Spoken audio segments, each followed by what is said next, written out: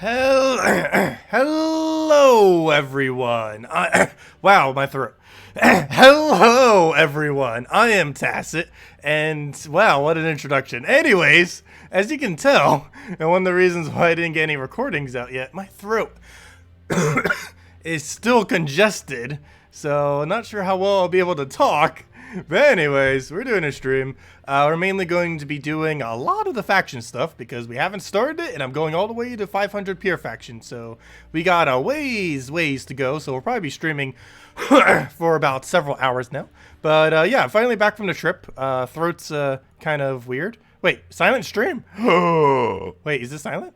How's it silent? I have audio on. There's no way it's silent. Wait. Is it silent? It shouldn't be. No, okay, I was gonna say. Yeah. Like, literally all the audio is working right now, so definitely shouldn't be silent. Anyways, but yeah, we're finally back from the trip. I'll be covering the new Legend, or the new Mythic, and version 4.4 that we, of course, got this week and all that very, very soon. Hopefully this weekend. But for now, we're mainly just going to be focusing on the delve and everything related to that. And we'll be having a separate video going over that a little bit more. But of course, we're here now. So let's go and start getting into that. First thing we got to go do is open up 1.5 billion shards in this new faction that ended up coming out in order to get all the new troops. Start getting those maxed and all that good stuff. Hey, you got the notification for once. Very nice. But hello, everyone. Let me see. Let's go all the way back. But yeah, we have the copy-paste team function now, too, which is going to be pretty cool. Hello, Churros. Hello, Chongi. Hello, Haley. Hello, William. Hello, Brother Indy. Hello, Kapori. Hello, Leonardo. Hello, Zah. Hello, Elite Gaming. Hello, Raphael. Hello, Hell. Hello, Texo.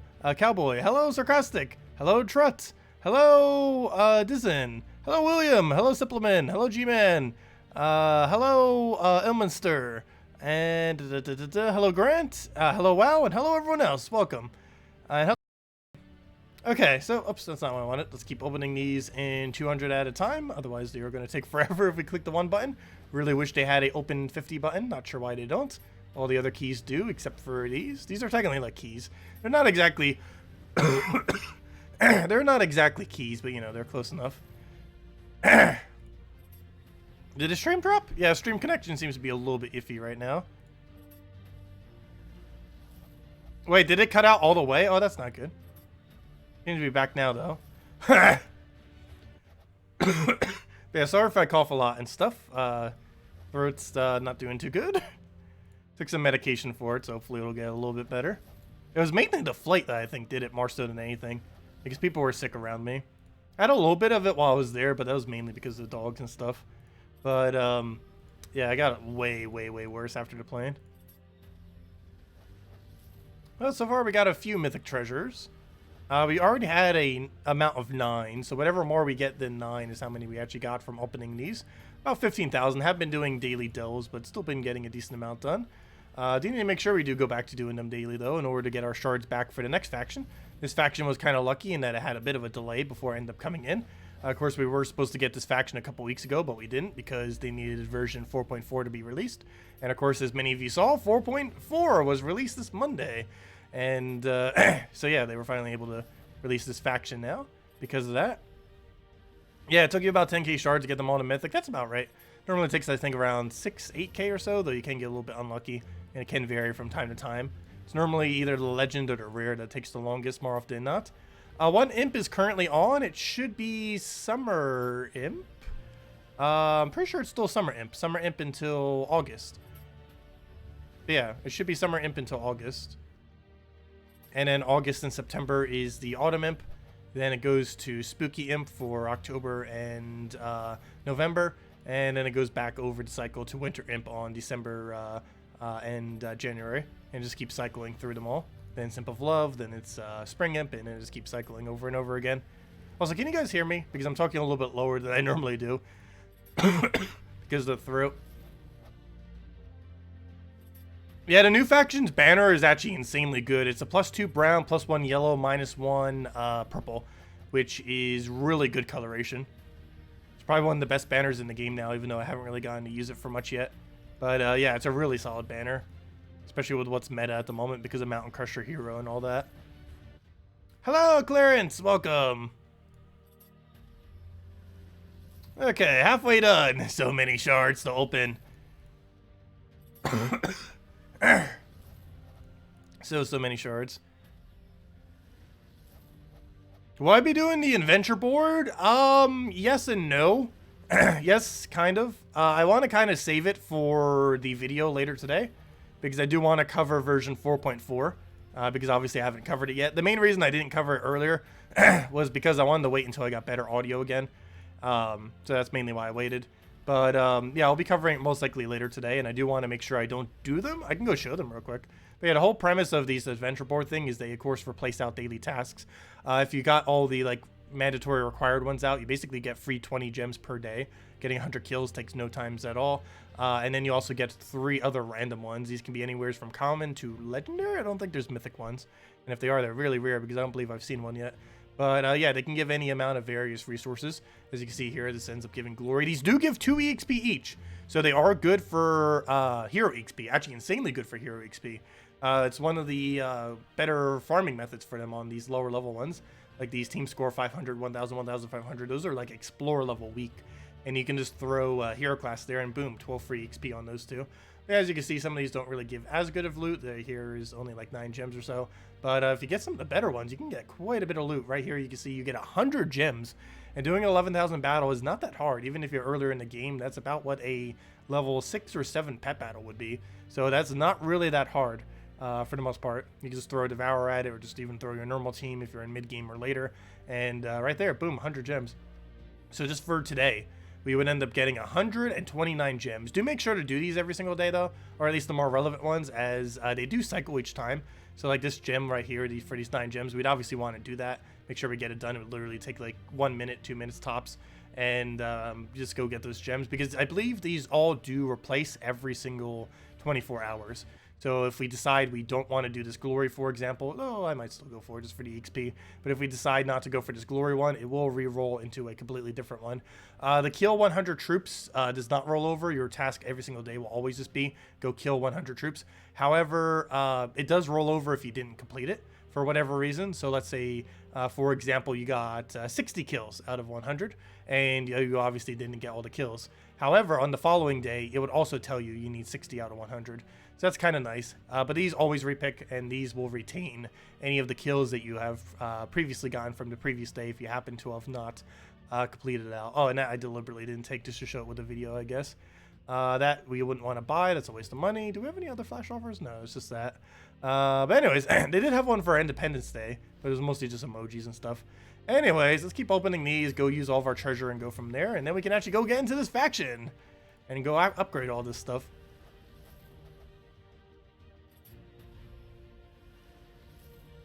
One of your guildmates got a mythic adventure for gems. Oh, nice. How many did it give? Do you have a screenshot of it, or happen to know how many it was? Because I actually don't know, and I don't believe anyone has posted on the forum like a full list of them yet. Hopefully someone will, because that'd be a nice video to cover, and I have no clue where that info is. It's probably somewhere in the files. Hopefully someone will just post it to the forum at some point if it hasn't already been done. Has someone posted it yet? And if not, can someone look into that? Because that'd be very useful info to know what all the tasks are. I know what quite a few of them are, just from the last several days of looking at it and stuff. Because on my trip, I was normally able to get them done just because it doesn't take that long.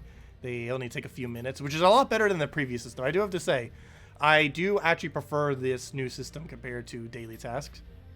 Because they actually, most of the time, seem worth it. And even if they don't, they auto-repick. Yeah, there might be a VIP key on one of them.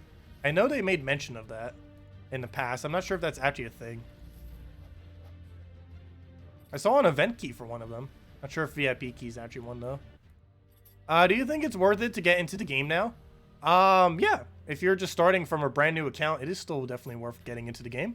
I started on the Nintendo Switch just a few months ago and ended up launching on there.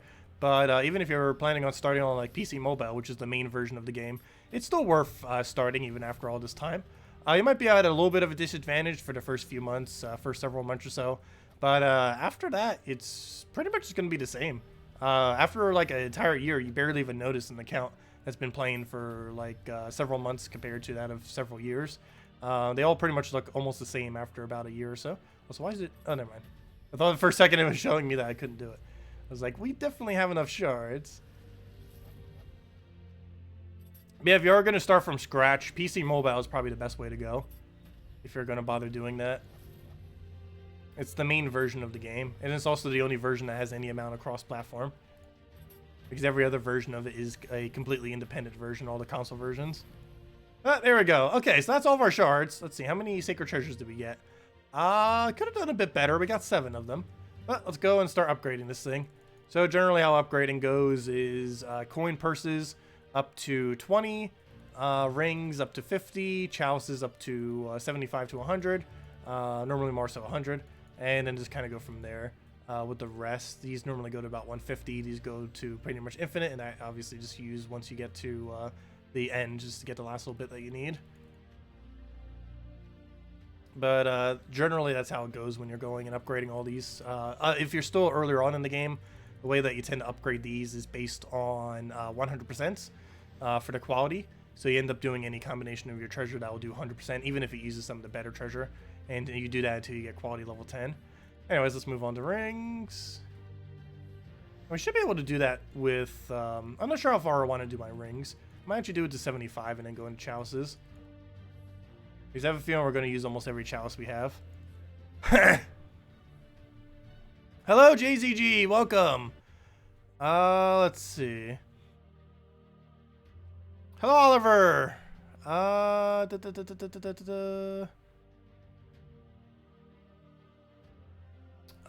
there different device ports, different servers? The PC mobile versions are their own version on their own servers. However, all the console versions are separate. But no, PC mobile is fully cross-platform. And they all run on the same servers. You can get 2 VIP keys from a task. Oh, wow. 2 VIP keys is actually really insanely good. That's basically 100 gems. Or very close to it. Do you think they'll ever open console to be cross-platform? There's a possibility, however, that's beyond their control for the most part due to policy on the console versions. They would love to make every single platform cross-platform, though that's not something that they can currently do, unfortunately, due to various policy on consoles. But it is something they will definitely luck into if they could ever actually, you know, get it passed. But it is something that is relatively unlikely to occur anytime soon. Is it true that developers remove gems from glory and gem keys? I have not checked. I would assume that is incorrect. Well, they were never in gem keys. But no, I'm pretty sure they're still in glory keys. But no, gems have never been in gem keys. You would kind of think they would be, given that they're literally called gem keys. But no, there's never been a single point where gem keys drop gems. Gold keys drop gems, and glory keys drop gems, but gem keys do not drop gems. They never have and never will. They drop ingots, though. They're the best way to get all the better ingots for the most part. Or not the absolute best way, but, you know, they're, as far as keys are concerned, they're essentially the best way.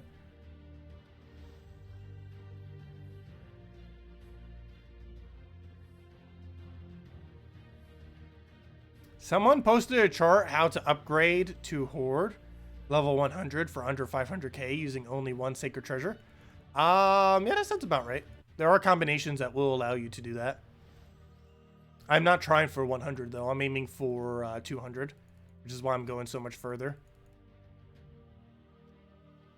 Every single new faction I've been getting to 200 personally. And it normally burns through about 3 to 5 million gold when we do so. And of course, it depends on how many epic, legendary, and mythic treasures we have, on how much more we would save compared to a other specific instance. But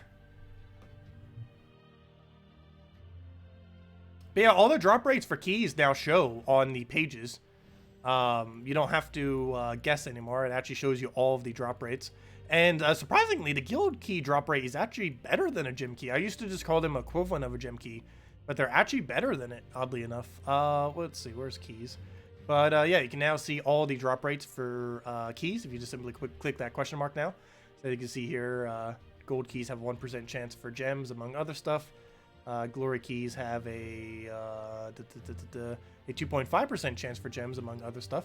I never even realized that either, that glory keys have a higher chance of dropping gems. I knew they dropped more gems, obviously, I never realized the exact drop rate was higher, though.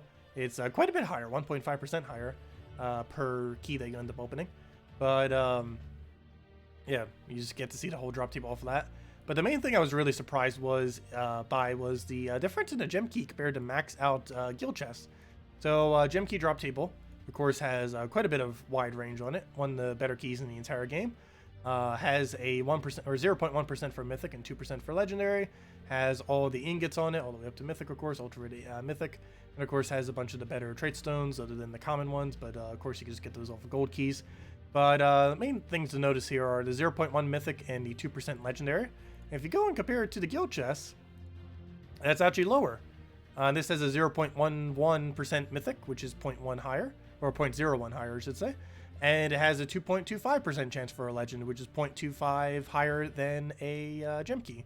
So this would always kind of explain why people who open guild keys would generally get luckier than people who open the equivalent amount of gem keys. And that's because the drop rate is actually slightly higher. And that kind of makes sense because it's not wasting 10% for ingots. Since this drop table does not have ingots, instead it just apparently gives the better drop rates to all of the troops, which is kind of cool. But yeah, I never actually realized that these have a higher rate for legends and mythics. I'm still going to keep you just using gem keys for it personally. But yeah, good to know. We have so many seals right now. But anyways, and of course event keys, I believe are about the same as what we just saw from the other one. No, even higher. Oh, well, it has the same chance for mythic, but the legend chance is higher. This we kind of knew recently, the previous patch actually, before this patch, in the buffing the event key drop table to be better than gem keys. And this is basically what they end up doing with it. And yeah, 0.11 for mythic, same as maxed out guild chests, and 3.2% for legend, which is actually the highest of any key other than VIP keys. And of course, VIP keys ends up having 100% chance for gold, though it doesn't show it on this drop table, it just shows the rest of the things. 36% for the 2 arcanes, 4% for celestials, 1% for mythic, which would kind of make sense because we always knew it took about 100 VIP keys to get one mythic off of a VIP chest. And apparently it is exactly that, theoretically, of course, assuming you get on exactly the drop rate. But yeah, 14% for legend and 45% for double epic. But yeah, we can see all the drop rates now, which are pretty cool. Anyways, let's go back to what were we doing? Let's go claim all of our shards. We'll grab that from our mail. We should have 1 billion of them here. There we go. Let's go open a few more of these since we're already here. Might as well. Maybe we'll get another sacred treasure or genie lamp or something good. Speaking of that, I should probably go buy my upgrades so we also have those treasures to go use in case we get some other decent ones. Let me go do that right now because I haven't bought them yet, I don't believe. So let's see, we just go over here, go to rewards, or not to rewards, go to shop, and we're going to buy one of each, including tier 7, because I am planning on getting pure faction done. Also, they did rebalance some of these troops from this faction. It is no longer the most annoying delve in the entire game. It's still pretty close. However, I wouldn't give it the title of absolute most annoying because they did make some changes to them to make them a lot less frustrating than they would have been previously. But we'll buy all the way up to there, and I guess we'll buy one tier 7 for now. I feel like I might need multiple. But for now, I think we'll just go with the one. Oh no, should we go for another? It's tempting. It's very, very tempting. Because that's an extra 7 stats the entire time. That's another 7 damage for our Iron Gut. And yes, we will be using Iron Gut for the later ones for sure.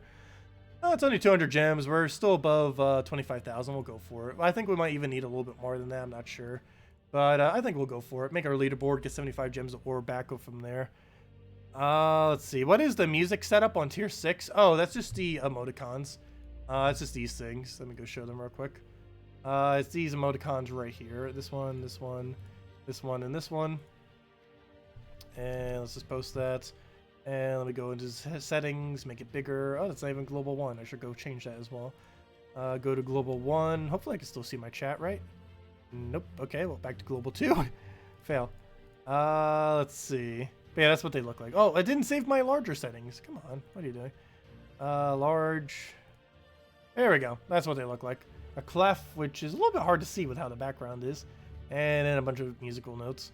But, yeah, that's what that music thingy looks like. Anyway, small. Let's change it back to global 1. There we go. Okay. So, next order of business. Let's go. And we bought all the packs, got all of our treasure. Let's go use the rest of that treasure now. As we were already previously doing.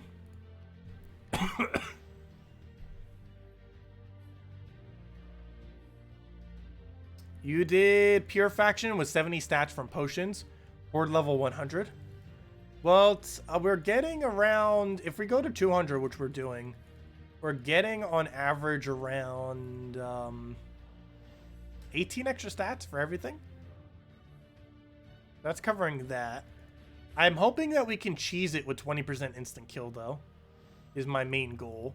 Because we have something very, very similar to that of the previous faction, where we ended up having, or not the previous faction, but Crypt. Well, I guess previous on Nintendo Switch.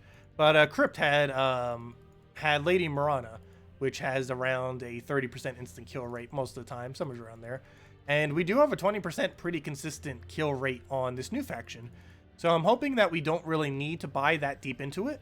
It might help to get past the first and second room and, you know, get past these a little bit quicker when we're just progressing through the delves.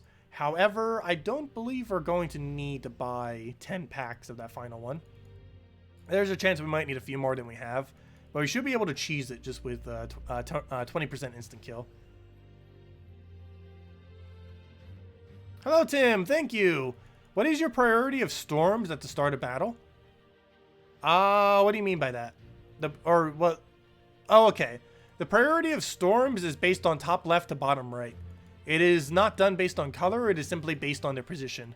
So if you have two storms on your team, let's say second slot and fourth slot, the one in fourth slot will always trigger because it'll take it from the top left to the bottom right.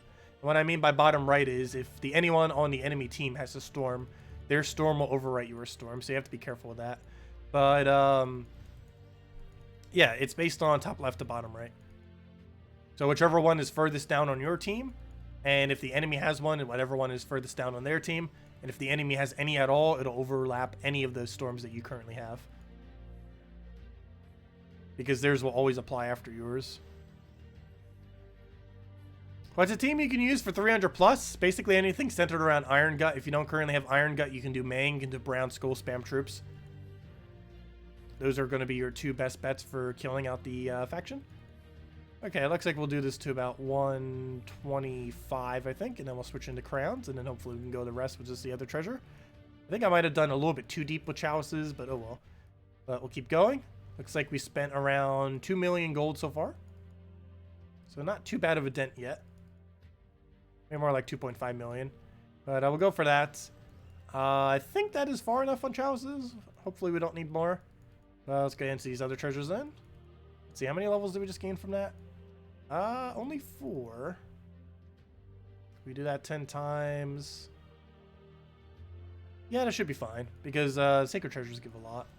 We have enough to do them 3 times. Opinion about the troops? The troops from this faction? They ended up reworking them. I didn't get a good look at them after they reworked it. None of them seem to be excessively over the top. However, the legend is very similar to a mix of Infernus and Wardbreaker.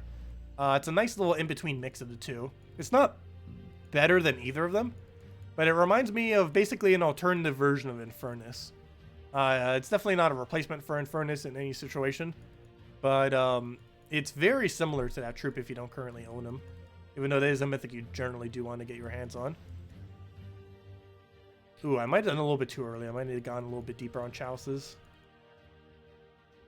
Yeah, we're barely even gaining 3 levels now.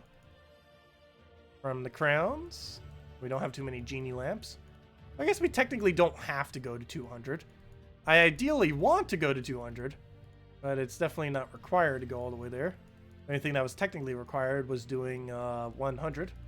Everything beyond that's just to make it a little bit easier. And because I'll be paranoid if they're not all 200, because I've been doing that for every new faction. We have so many spare gold rings. I would use them, but gosh, it costs so much gold to do so.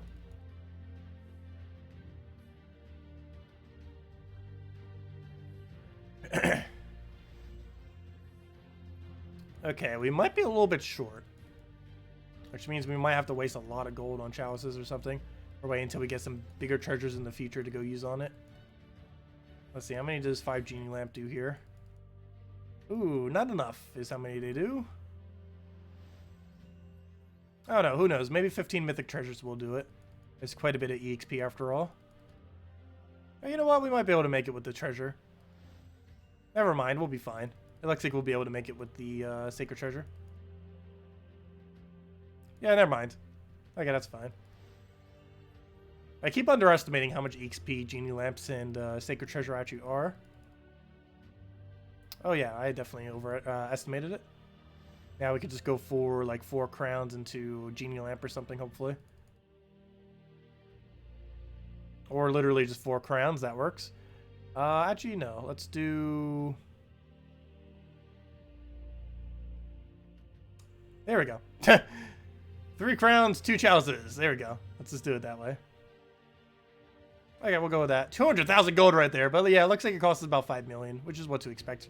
Like 3 to 5 million. If we use more Sacred Treasures, obviously it would have been a bit less. But there we go. 200 right on the dot. And now we go do the faction, finally. Now that we got it all leveled and all good to go. We go take my tribute. And let's go do faction stuff. Hey, we got a pet. I believe we already have this maxed. However, I might still want to get it for pet food.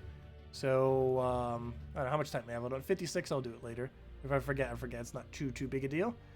One thing I should go do real quick, though, before I forget. Let's just quickly do dungeons. The pet will save for a little bit. But I'll just clear through dungeons real quick, and then we can finally get into factions.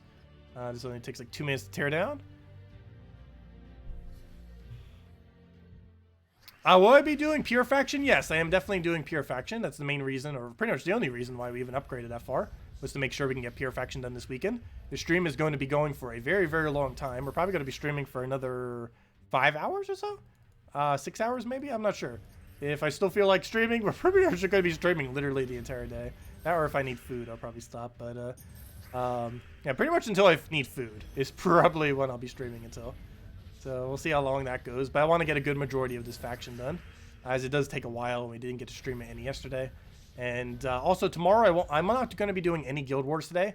Tomorrow will actually be the first time I ever do all of Guild Wars on my main account in one single day.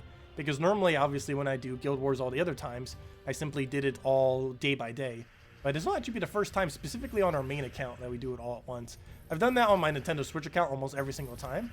But never have I done it like that on my main account. So we'll get to see how that goes. Doing literally all of Guild Wars in one single day on a endgame account. And I believe we're in bracket 3, if I'm not mistaken. Bracket 3 or 4, somewhere around there. I think we're in the middle of bracket 3. Currently.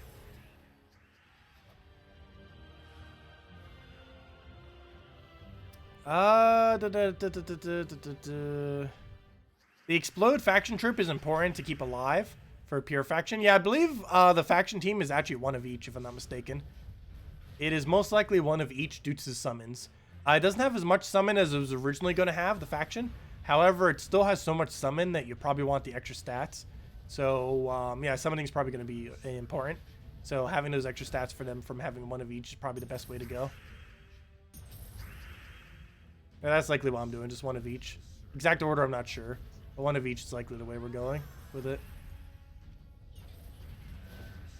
Because they all have their usefulness. I think the most useless one is probably Harpy, but at least it summons itself at a small chance. Let's see, I'm going to grab all that. And, okay, next order of business. Let's go and, what was I about to go do? Oh, yeah, delves. Actually, I know what I was about to go do. There was one specific thing I wanted to do real quick. Let me do a delve delay and do it right there so we get a level 20 for one of our delves. Actually, do we do that right now? I think it might be best to do this right now. Because we could just farm this with the higher stats we have, clear it out within seconds, and then do that a couple times. Because I don't believe I'm going to be doing I don't need these battles for pure faction. So yeah, we can just do it like that. We do this on 20, we do it on 30, and then we do it on a delayed 40. So let's go do this faction real quick on this before we actually go into the real event. Just because we might as well do it for some free loot. So, yeah, let's go do that. I'm probably just going to be using... Oh, yeah, duh, we can't use Apothecary. I'm probably, for now, just going to be using Stone Slicer, the weapon that came out a few weeks ago. Or actually, at this point, almost a month ago. With Gargoyle. Multiple Gargoyles. Technically, we only need the one, of course. But yeah, I think that's the game plan. I don't think there's any other quick kill method that we'll really need for this. And we'll set it all in on, actually, no, that's not the banner I wanted. He just happened to have clicked one there. But we'll use the Shaman. Where does Shaman go? Shaman. Still need some EXP for you. You're almost maxed. Don't worry, Shaman. We'll get you there. But let's see. Banner. I need, I guess there's a +1/+1 for them. I guess we could put it into Slicer as well. Ideally, we could have at least 1/+1 for the Slicer. However, it is more important that the Gargoyles have it, I do believe. So, actually, maybe not. Let's put it into purple and to brown. 2 colors that ends up actually using. Yeah, let's do a normal purple-brown. Where on earth is the purple-brown banner? I know it's from Darkstone. Where specifically is it, though? Fine, I'll just go do that. There we go. Actually, that one. There we go. +2 brown, +1 purple, -1 yellow. Let's go with that. And, yeah, let's go clear through this twice. Delay the second one. And then we can go do normal factions. I want to do this first, otherwise it will raise these levels and make it harder to do. I just want to get these quick kills out of the way, just for the pretty much free loot that they'll be giving. Or at least way quicker than what the normal pace would be for these battles, obviously by how quickly they die.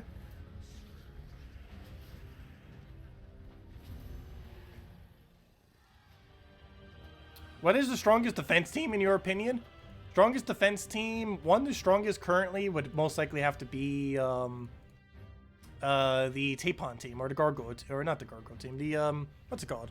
The, Yagwe Queen of Tanya team. It is, Flame of Fur, set as Titan, followed by, Yagwe, Tapon, and Queen of Tanya. One of the stronger defend teams in the game. There's a few other ones out there, too. Like the Divinish Ball of Quillen combo with Rope Dart, but most people don't have Rope Dart currently. It will be craftable in Soulforge at some point again. Or again, I should say for the first time. But it's could be a while. I don't think it's coming anytime soon. And it was killed at. And he will revive, but we can simply one-shot him again very easily with pretty much anything.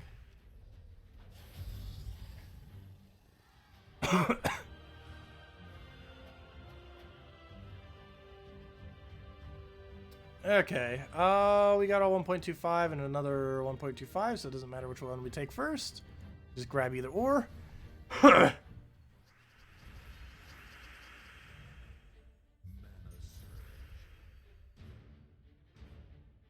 Let's see. Join the chat late. Did he already cover the new Mythic? No, I didn't cover the new Mythic yet. I'm mainly doing factions at the moment. I'm probably going to be recording the new Mythic on stream, most likely. Because I still haven't opened them yet. And obviously when I open it, I wanted to record it just to have it. So it could be its own little separate video thingy. So we're probably just going to do the recording for the video later to stream, most likely. We'll make sure everything's set up properly for it. And then basically literally just record it on stream a little bit later. Because we'll be streaming for a while. We're going to be streaming for several hours today. Mostly it's going to be factions, but I do want to go and cover the Mythic at some point. The Mythic is rather underwhelming, though. It's basically like Stonehammer. It's like a red Guild War version of Stonehammer, basically. Is the easiest way to describe that thing. Also, why on earth can I not do that room? That room definitely looks like it's in the middle right there. Why would you put it right there? The icon for it. That just seems so weird, because... like, it would kind of make sense that you go there and then you can go there because of how it is. But apparently that's supposed to be down there. Maybe they just moved the icon a little bit too high, I guess. They definitely need to lower that. Because it definitely looks like you can go there to there. But anyways. Which one do we take? Wow, 4 2 rooms. This is the first delve with 4 2 rooms. I don't recall there being that many before. Let's take these 2, then we can take the top 2. Oh, I didn't even realize that. Yeah, 16 stars Sword's Edge. First kingdom to reach 16 stars. What even is the requirements for 16 stars? Like, aside from the troop number. I'll need to go double check that. I believe I have all of it. I would assume so. I'll go double check it after this battle. Of course, I don't have the Mythic yet, so... I don't quite have it yet. Let me go double check. Let's see. What is 15 star swords? Let's see. The hero class has to be level 50. Fully upgrade 4 swords edge weapons, which should be pretty easy. Like there's like a billion swords edge weapons. There's 8 of them. So even if you ignore every event weapon, there is 1, 2, 3, 4. Yeah, there's 4 even if you ignore every single event weapon. 3 of these are old event weapons, or 2 of these are old event weapons that you'll be able to get in Soulforge. One of them is an old event weapon that you'll only be able to buy for $5. And one of them is an old event weapon, or you could buy it with gems the next time there is a crypt faction event. But yeah, these are the 4 that you can get 100% for free. This you get automatically at the start of game. This you get from 250 wins on Knight Hero class, which you would need to get that level 250 anyways. Or to get level 50 hero class anyways, so you'd easily have that by then. And your scepter you get some kind of blue mastery, and this you get some kind of blue-yellow mastery. So yeah, that's fully possible even with 0 of the event weapons. And even if it needed 5, this is a really easy weapon to go reobtain. The other 3, not so much. That's $5, and those 2 are eventually in Soulforge. Whenever there's another Swords of Edge event, those 2 should be in Soulforge there. But yeah, it's pretty easy. Unlock 3 traits on 25 Swords Edge troops. That's the would require everything from the kingdom, which is relatively hard because that's 2 mythics now. And champion level 50 is relatively easy. Yeah, 16 star, first 16 star kingdom in the entire game. Pretty cool. And that's a purple star then as well. It'll be the first purple star on the board. Pretty cool. But we'll get that a little bit later this stream. I don't think it gives any kind of really good benefit. It's probably just gold or something actually. What actually is it? Oh, a higher tribute reward. No, the previous one was gold. But yeah, first purple star. I'll have that later this stream then. Anyways, let's go and where were we? Need to go get these delve battles out the way. We'll do this one for the 1.2, take the top 2, take the boss room, and do that one more time. Then we'll delay the other battle, and then we can finally start the faction event. Because technically we haven't actually started it yet. We've just been doing a bunch of prep to make sure that everything is good to go when we do start it. Because technically even this right now, even though we're doing the faction, we're not actually doing the faction. We're not doing the event specifically. We are technically doing the faction, just not the actual event. And the reason for this is just to get out our dailies out of the way, while we could do it on a very, very low, easy to do level. Saves time later. Hello, Adele. Welcome. And I do need to get back in the habit of doing those dailies as well. The faction ones. Especially now that daily tasks don't take as long.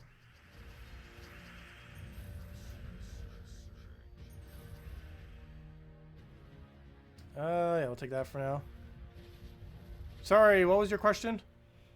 Do I have 8 codes today? Because I was gone for a week? No, I do not have 8 codes today.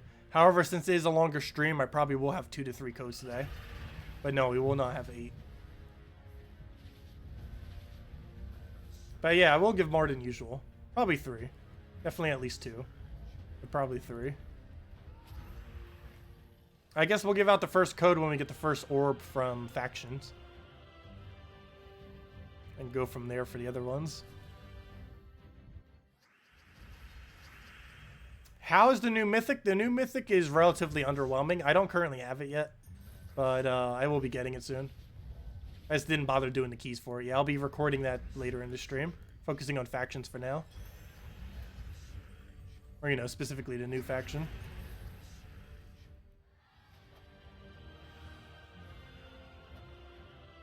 Oh, wait. Was it the flash deal for this week? Let me see. Did they have a flash deal for it? I think they were adding a feature where they'll start adding weapons you don't have for $5. I believe it's completely random per person. But no, I don't think it was the $5 weapon that was available here. No, that was the Nature's Wrath thing. Also, I did cover a video recently on the top 10 $5 weapons. The ones that are only available for $5. The ones that are never available through any other means. Also, why am I going here? I still need to go do one more faction. So I need to go do this. Do one more whole faction here on 2x multiplier. And then we could delay the next one and do it later. Have the other easy battle there. And just do it like that. Yeah, it's the way that flash offers work is I actually don't know because I won't be able to see it due to owning every weapon in the game. But basically how they work is for $5, you will occasionally get an offer of a weapon you don't currently own. This could be absolutely any weapon in the entire game, from something really good to something completely useless. But basically, it's going to be anything that's either that's either craftable in Soulforge or within those $5 offer things. There'll be a $5 offer where you'll be able to go and get a weapon that you don't own, essentially. But yeah, those will occur, I believe, every few days? Question mark. But yeah, at least once a week they'll probably have a flash offer of that, in which they introduce a old weapon. Code, we'll be handing out a code a little bit later. Redeem codes are basically just for some free resources for the game. It only works on PC mobile version though.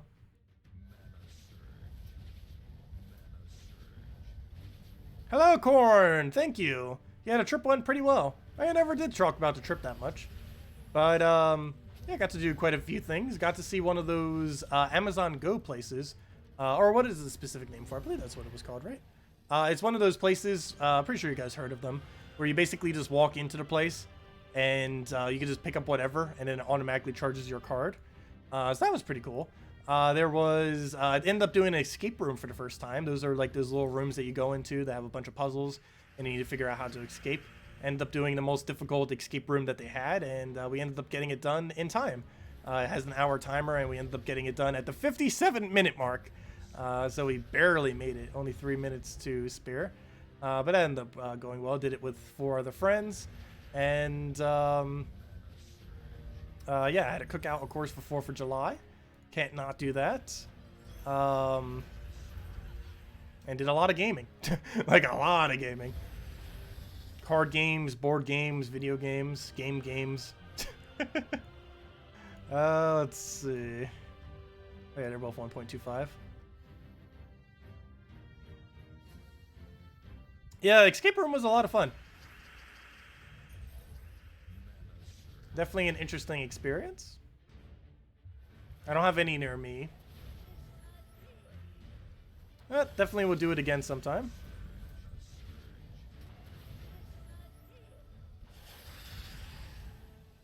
What state do I live in? South Carolina. I end up going to Chicago for my trip. Let's see. Did I say only weapons and flash offers? No. There is not a single weapon that is exclusive only to flash offers.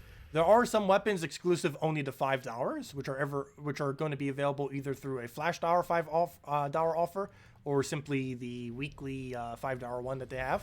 But no, every single weapon will be obtainable by at least some other means. However, there are some weapons that are only available for $5 ever. So basically, the only ones that you might necessarily want to buy in that $5 flash offer technically are the $5 weapons that you would have to pay for anyways for $5, at least in the current state of the game.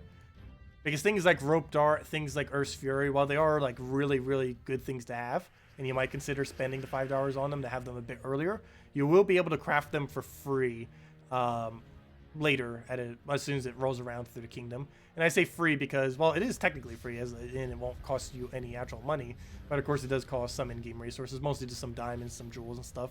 But most people have excess of those resources, so it shouldn't be too big a deal. Yeah, there are some weapons that are only ever $5. I covered that in the video 2 days ago, the last video that we covered. The link in the description has a full list of all the weapons that, at least in the current state or game of the game, are only ever going to be available for $5. But yeah, there are about 34 weapons that are like that, though only about 3 of them are really relevant. Sun and Moon, Staff of Madness, and one other one that I actually forgot off the top of my head. Whatever one I placed the second in that video. Like the top 3 out of that video were like the only ones, mainly. I actually forgot what it was now. But yeah, there aren't really that many relevant weapons under it. They're mainly just for full completion's sake. They're all really dated weapons from around 2 to 4 years ago is what all those $5 weapons are from. Do I live near Conway, South Carolina? Somewhat close. I live in Myrtle Beach, so that's somewhat close to Conway.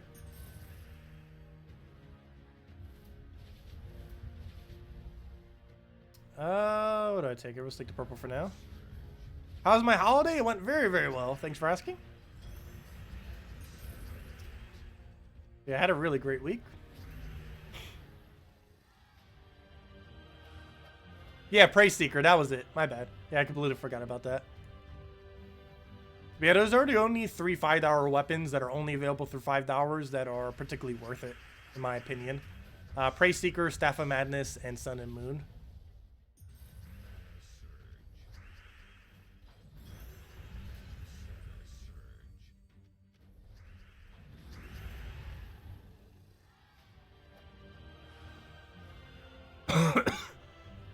Let's see. Take out the final room here, and then we'll go delay the other one. And then we can finally get into the faction event after like 45 minutes, gosh. With a bunch of preemptive stuff. Actually, since we already delayed it so much, I might as well go do the pet real quick. No. I'm probably just going to skip over the pet. But then again, I am going to need that pet food for the... Actually, let me see. How much white pet food do we have? That will determine if I do the pet or not. Because I believe we need like 100 something for the new pet that we're about to get tomorrow. And if we don't have that, I should probably be doing whatever pets we see. Because I need the food from it, particularly the white pet food. So I also need to see what color the pet actually is. So we'll delay that one. I'm not going to do that now. Let's just delay it for easy battles. Next thing to go check, food. Let's see, easiest way to do this. Troops, pets. Let's just find one, upgrade. Oh no, you can't see that menu unless you don't have one upgraded. Okay, plan B. This, inventory. Where on earth is pet food and all this mess? Pet food. Not enough. However, what color is the pet? Is it brown? If it's brown, it will be better than yellow because we have 0 yellow right now. Let me see. What color is it? How do I check? I would have to go to the faction. Click under faction info, faction rewards. It is... That better not be yellow. That looks yellow, not brown. Ah, it is the yellow. No. Okay, I definitely need to do that pet then. I have 0 yellow pet food. Okay, let's go do the yellow. Well, I have to do this even if it's not yellow and it's green, but I need it for the white pet food. Okay, so let's go clear this out real quick. I need it for the faction pet because we will not be able to upgrade it to level 20 with the current food we have. We are very lacking in food. This doesn't take long. It takes like 5 minutes to clear these out. And then we can finally start doing the faction after all the preemptive stuff. Just got the new Mythic, but still need to raise it, the pet, to level 20. Yeah, that's going to be an issue, just because every single faction, if you keep doing level 500 pure factions, ends up burning through food very, very quick. It is insane how quickly it does it, just because you don't end up getting any pet food whatsoever from it. So you're basically just adding this pet every single month that just burns through all your food slowly over time. Yeah, I do need to get back in the habit of doing every pet I see, because we need the pet food for faction pets, as well as just for pets in general, but particularly for faction pets.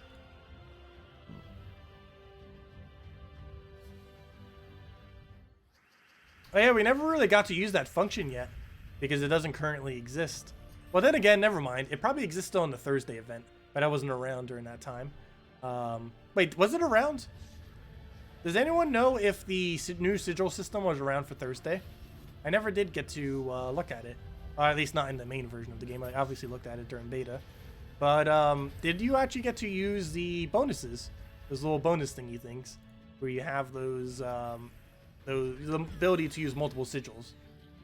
Was that available this Thursday? Okay, good, it was. But yeah, do need to make sure I go over that with that too. Oh, was there an after you achievement for it? Hold up.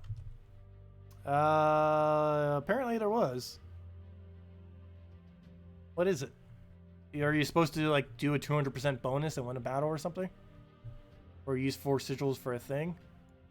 Fight an elite battle. Oh yeah, you just have to use however many that is. I think that's 4 sigils. However, you get to do one for free.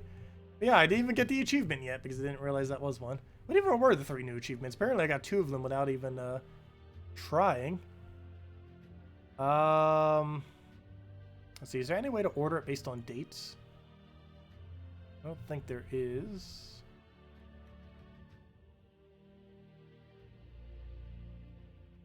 Yeah, it's hard to tell because the other 2 were ridiculously easy, so they're probably all the way at the top. But anyways. Get out of all that. Everything there is already done for now. Let's go finish out this pet, and then we can finally go do factions.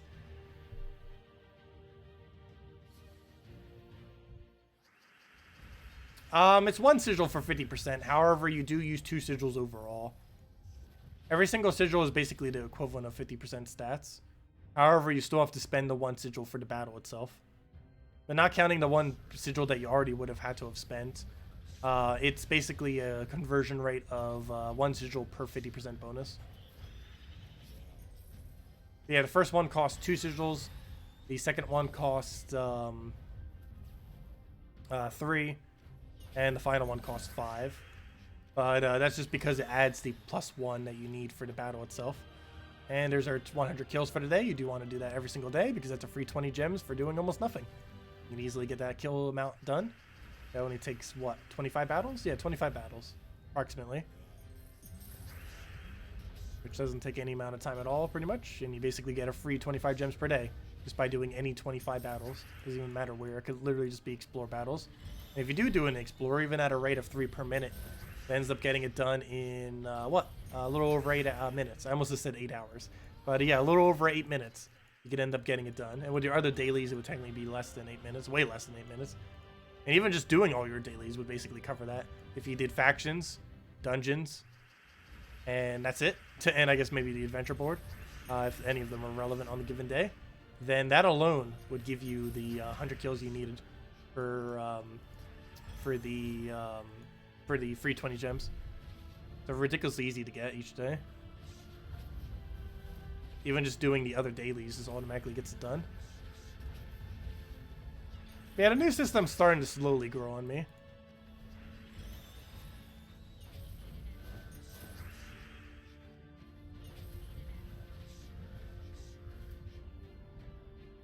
No, they explained it in the Soulforge thing.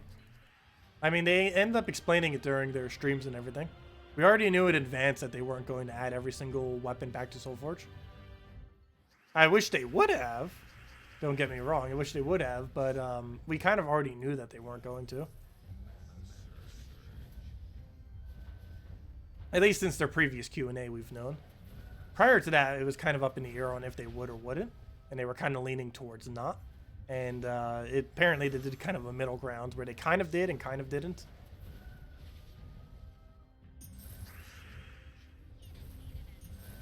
You got the egg. Egg is useless, however, if you want it for completionist purposes, yeah, you might want to get it. However, the egg is going to be craftable next Pan's Veil of it, I believe, which could be months from now.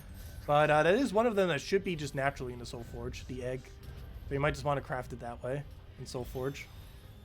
When is Guild Wars? I'm doing all of Guild Wars tomorrow night. Literally all of it, all at once, tomorrow night.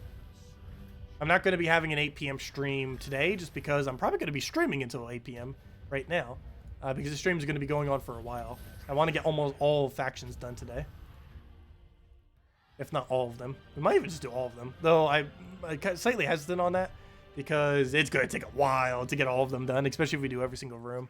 But I don't know. We might go for all. We'll see. It's tempting. Yes, I am going for level 500 faction. That is correct. That's one of the reasons why we're streaming so long today. Because we need to get there. And that obviously takes a while, especially if we do literally every room.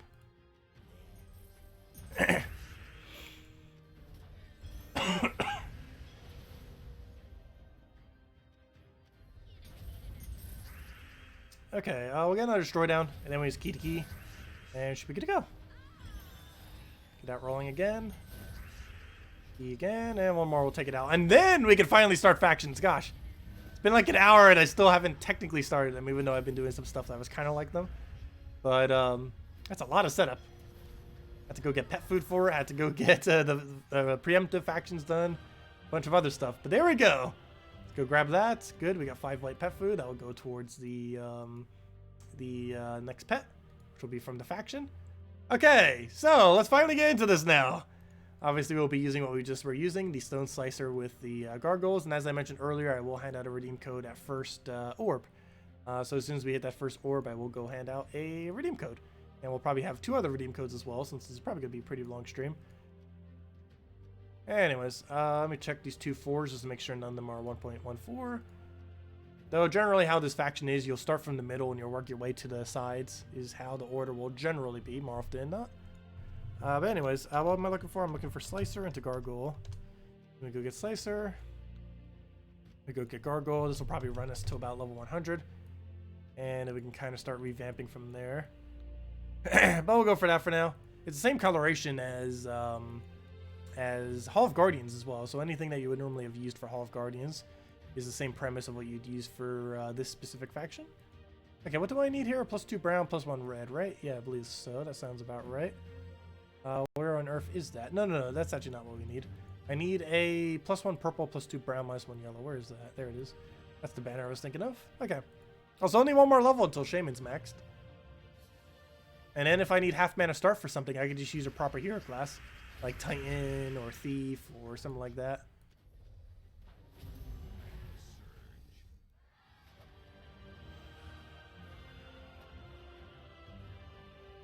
Wait, do they have spell resistance? I actually didn't properly look at all the new troops. I should probably go over them real quick.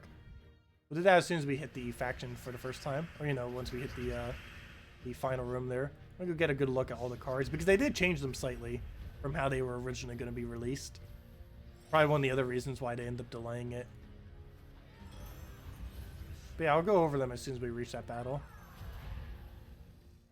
Because I never did get a good look at them ever since they got reworked. Because they're originally going to be quite a bit different than how they currently are. At least their traits anyways. So I guess they gave them spell reduction just to make them a little bit better after nerfing their other trait. Before they ever were released.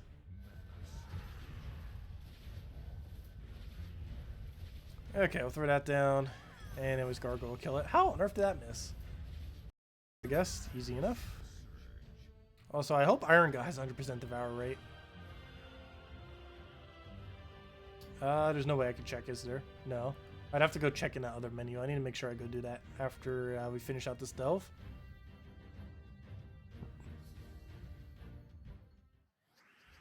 Because I should probably go buy it up to make sure that it is actually over, so we do have the Devour rate on it. Like 100% Devour rate.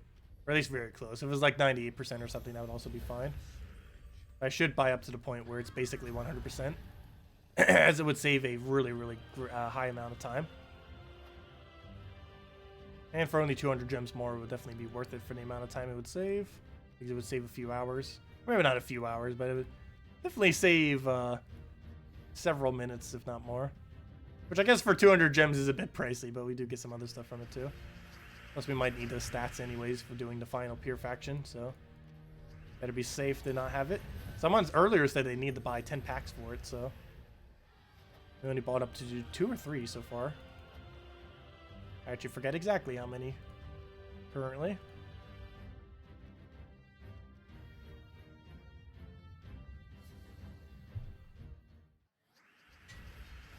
The new Mythic has potential. Unfortunately, it's rather underwhelming, though. It has potential mostly for Red Guild War. Yeah, I have a bit of a kind of cold-like thing. Yeah, that's why my throat is kind of weird. My voice is probably a little bit weird right now. It's also why I wasn't recording yesterday, because it was even worse yesterday. Yeah. I'm on some medication for it right now. I mostly got it from the trip. Like the flight back. They also had dogs there, which slightly did it too. But it wasn't nearly as bad until after the flight.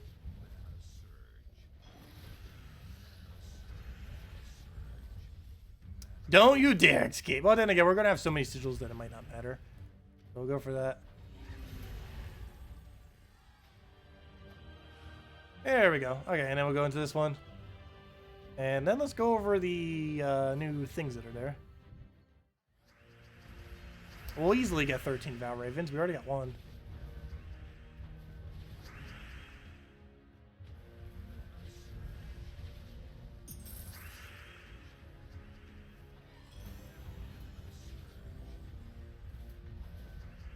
You get a Valraven like what, every 4 delves or so, 3 to 4.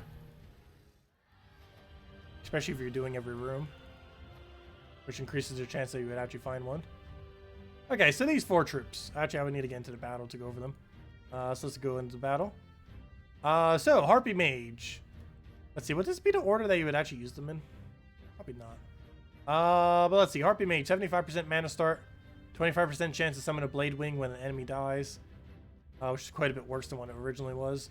It creates a Dust Storm, then choose an ally and explode a bunch of gems based on magic of one of their mana color. However, the mana color is completely random. The legend is probably the most relevant. It deals damage to all enemies. If there is a storm, it also explodes 5 gems. And it has a 35% chance to summon a Harpy Mage, which is the only one of these final traits that was not nerfed on them. So that one has spell reduction. Yeah, so there's only one with spell reduction. I thought when you mentioned that, like, all of them would have spell reduction, but no, only the legend does. Actually, the legend seems completely untouched as far as all of its traits are concerned. All the other ones were changed, though. It summons a storm at start of battle. A brown storm gives a bunch of life to allies.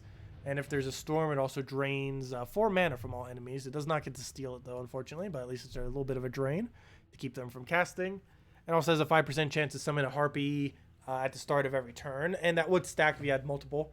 So you'd have 2 5% chances if there was 2 Harpies on your team, and so on and so forth. So, yeah, once you start getting the Harpies going, you can start getting a lot of extra Harpies. That's going to be really annoying if the AI keeps getting it, that is for sure. Let's see. So there's that. And then finally, this is the main thing that will probably make this quite a bit viable to actually do. It deals some damage to an enemy, which is pretty irrelevant. However, there's the 20% chance it will instantly kill if and only if there's a storm. So this will probably be the main thing that will make this viable. Also has a 5% chance to summon a Harpy per turn. So yeah, you could theoretically go just with no Harpy and go double Blade Wing. And go like, well, you're the mana generator. So yeah, I guess you could do it that way. You can run Blade Wing, Harpy Mage, Queen Zachi, and then a second Blade Wing. Or you could run Harpy, Harpy Mage, Queen Zachi, and then Blade Wing all the way in the last slot. So those would probably be your 2 main options. I'm pretty sure I would go for the unique method. I'd probably put the Harpy up front and do it all like that. That also allows us to start with a storm, so it's not as annoying. So yeah, I think I would go for one of each method, personally. In order of Harpy, Harpy Mage, Queen Zachi, and Blade Wing. However, we could also put Harpy Mage behind the Zachi and go Harpy Mage, Queen Zachi, or sorry, wrong order. Harpy, Queen Zachi, Harpy Mage, and then Blade Wing, or do something like that. But yeah, something like that. I guess we could just do that. Basically, change the order of Harpy and Harpy Mage, putting Harpy up front, and Harpy Mage further to back. Yeah, that should be fine. Oh wait, you guys summon Harpy Mages, don't you? Oh, you guys summoned Blade Wing. Did none of them summon Blade Wing? I just sworn that one of you summoned Blade Wing. There we go, yes. 25% chance to summon a Blade Wing when an enemy dies. Oh, only when an enemy dies, though, unfortunately. So not as good as a replenishing method. But anyways, let's keep going.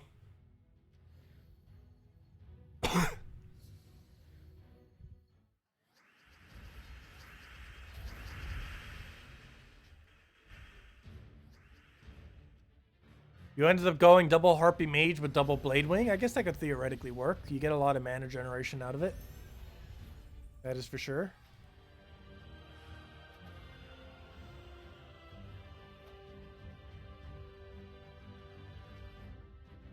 Okay. Let me go check something real quick. How much damage does our Iron Gut have? Is the main thing I want to go check. Oh, it doesn't give the extra stats. Well, if I put it in the team, it should. 89. Okay, I gotta go at least one more pack then. Technically 2 more. I think we'd want to go 1 more, and that should be fine. Okay, we bought 2 potions so far. So I might want to buy 2 more. I don't know. Did we go for 100% rate? That's 400 gems. We'd still have over 25,000, wouldn't we? I think 1 more would be fine, though. Like, I'm not expecting Pure Faction to be that hard with 20% instant kill. Because eventually, with enough luck, we'd auto-win. That's also disappointing not having 100% rate. But I definitely need to do one more. I'm not sure about the second one, though. I definitely need at least one. So I guess we'll just go for one. I don't know. It is tempting to get him to 100% devour rate, though. But for 200 gems, I don't think it's that worth it. Anyways. Let's go and do the normal order. Basically start from the middle and go from there. How long will the next Mythic be exclusive in chess? For a week. So until next Friday.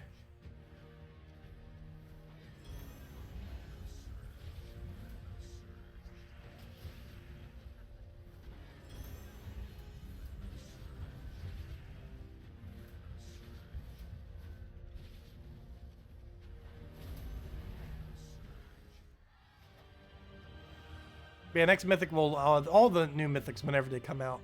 It's the first Friday of every month, and they last for 1 week. So it'll be available all the way till the end of Thursday. And at Friday reset in the morning, it'll reset back to normal drop table.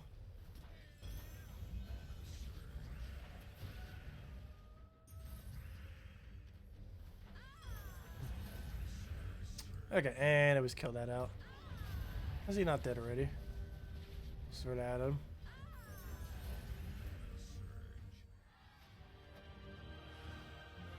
Well, I don't want to give him attack. I just want him to already have the attack. So that he has 100% rate of devour.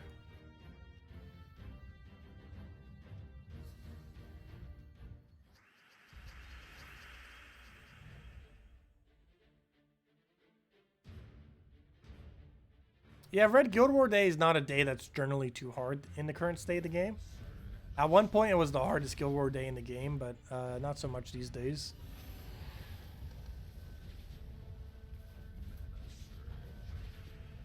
Mainly because you can run like Yagway, Quintatani, and stuff like that. That combo alone is almost enough to auto-win it.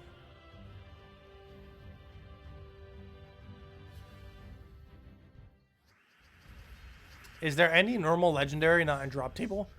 Well, it depends what you mean by normal. Technically, the most recent legend that came out this Monday is not in any normal drop table. Oops, why'd I do it there? That is not where I wanted to target at.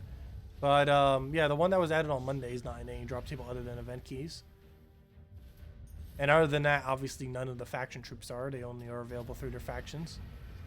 But, imps would also be another one, because imps only come in through their season. So currently there is Summer Imp, but all the other 5 imps are not in drop table.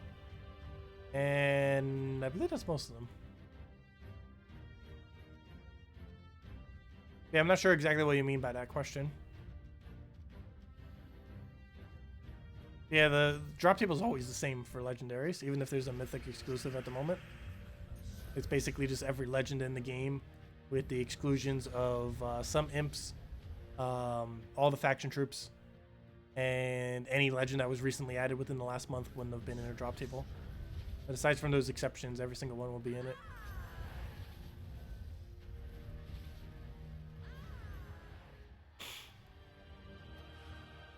And as I mentioned, we'll hand out the first redeem code once we get the orb, and I believe we're getting there.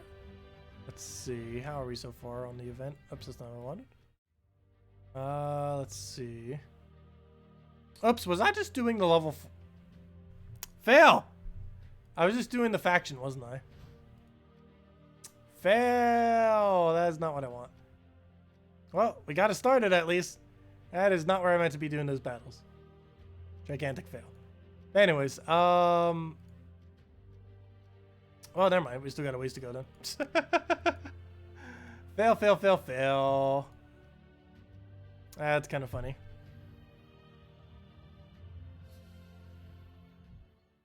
Yes, I am in the wrong delve screen. I am definitely in the wrong delve screen.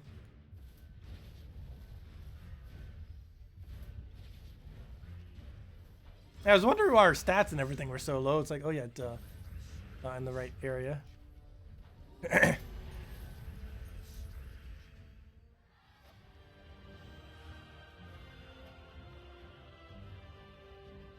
But yeah, as you guys know, normal factions do not count towards your faction event.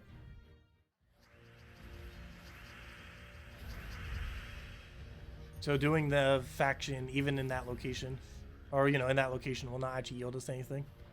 At least not towards the event itself.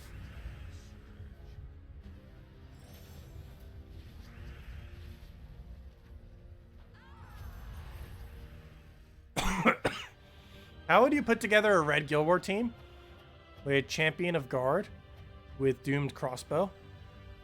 I'm not sure if you could use both of them together. So I guess that could work. I'm not sure. I'd have to think about it.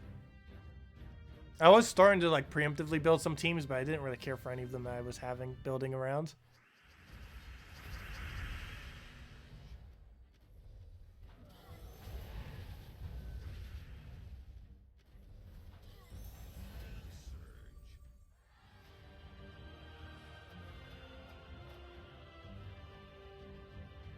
Champion of Guard, Doomed Crossbow, Quillen, Megavore.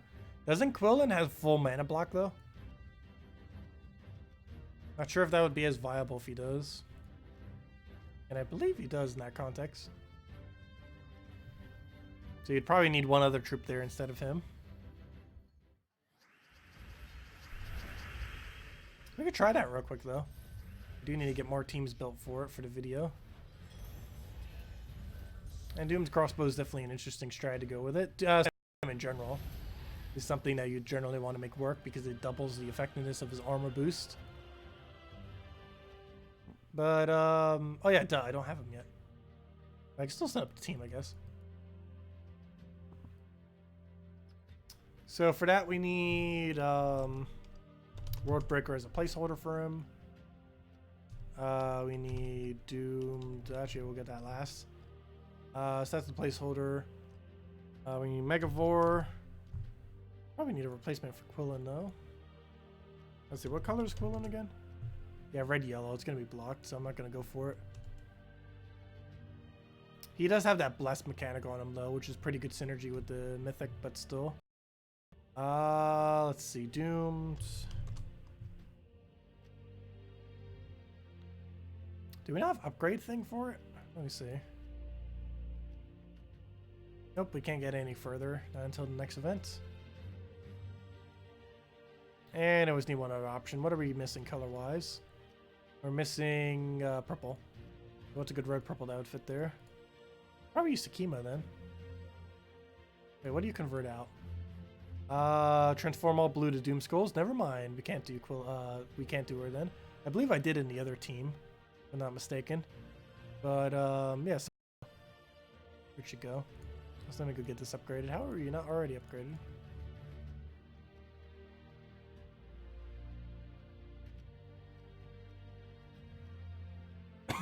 We'll get that up. Let's see. Sakima would end up working there pretty well. Where is she, by the way? There she is. I don't think we actually use her there though, because we have double things that convert out blue. So what other thing would work for red purple?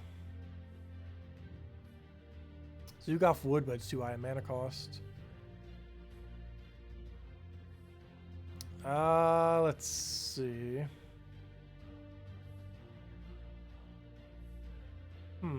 Is there anything that helps red a bit more? As a red. And Furnace for burn. Fist of Zorn for skull spam into our skull spams. Also gives attack to our gigantic tank. Yeah, that might just be the way to go then. I'm still concerned with how he's going to get mana though. Crossbow itself. It would only need 9. But there's no way to directly feed the other 9.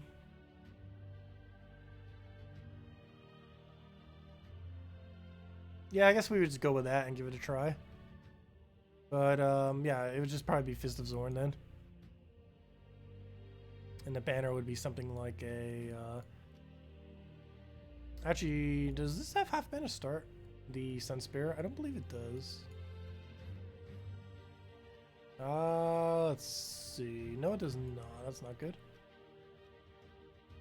So we'd probably just have to use Titan or something then. Or Thief. Not much of a point since we have the instant kill on that. Yeah, probably just Titan. for the tankiness. Maybe even give herself some submerge with Tidecaller or something. Though ideally a red hero class would be best with it. But none of the really protective ones use red though. A half mana start red hero class that isn't horrible. What even is that? Dragon Guard? No, that doesn't even have half mana start. Wait, does no red hero class have half mana start? I never even realized that. I don't think any red hero class has a natural half mana start. We're probably just gonna have to use Thief for Titan or something.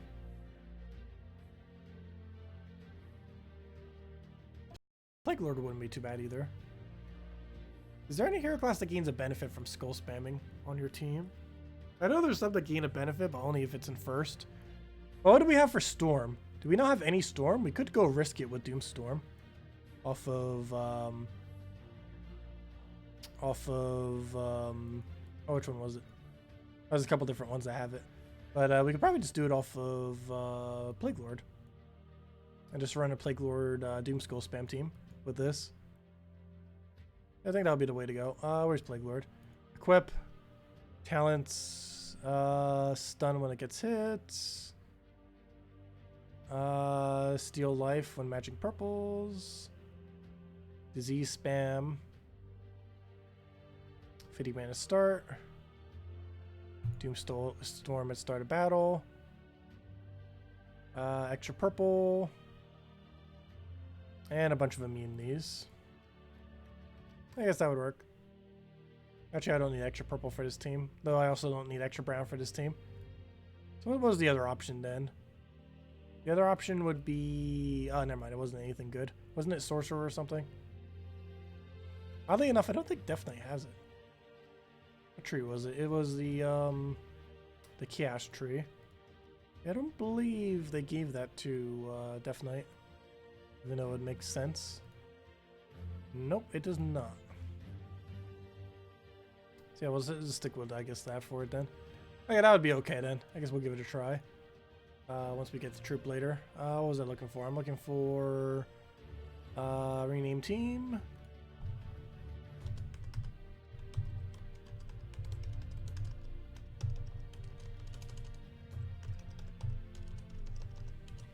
There we go. Yeah, we'll go with that then. That should be fine. Gain our other two things, which are just the faction renown. And okay, let's get into this then. So let's go do more faction. I don't think this mattered because they were all 1.15. No 1.2s in there. There we go. Okay. On to the next one. Sunspear. Biggest issue with Sunspear is no half mana start. And given that it's already blocked on all of its mana, we kind of need that half mana start on it. Sunspear is pretty underwhelming hero class, normally due to its lack of half mana start. Pretty much its entire purpose is Red Storm. It does get freeze at start of battle though, which is kind of nice. But yeah, it's a relatively average hero class. Saw someone do a tier list video earlier too. I guess we might need to do a tier list for classes. It's something I've been meaning to do for a while now. And I have kind of gone over on streams and stuff, or at least the somewhat more relevant ones. I've never really gone and done like an actual video on it yet, so I guess we'll make another tier list soon. Because that was a lot of fun doing the previous one. Did you guys enjoy it? The tier list that was posted on Sunday. Because that was actually a lot of fun to do.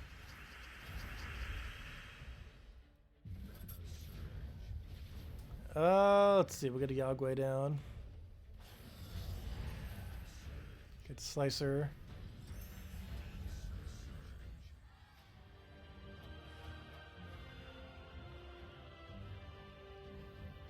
How would the Yagway Titania team look like? Depends which way you would want to run with it. But you would mainly just put in supporting mana generation, like Ragnagord and one other thing. One other thing likely being hero in first or something. But yeah, it uses Ragnagord for mana generation. It obviously uses Yagway Queen Titania for all of its damage. And it uses one other troop normally as tank. So that would either be the new Mythic that came into the game or the hero class set up as some kind of Titan build. Or similar. You liked all the videos this week, glad to hear. No, I did not miss the event video. I covered it. I covered it with really bad audio because I didn't have a proper mic while I was there. But I covered it.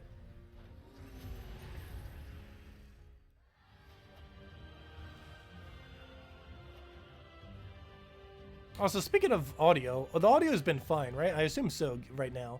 Or, you know, like right now. Given that no one has mentioned anything about it. Yeah, I haven't bothered readjusting the volume since I switched out the mics.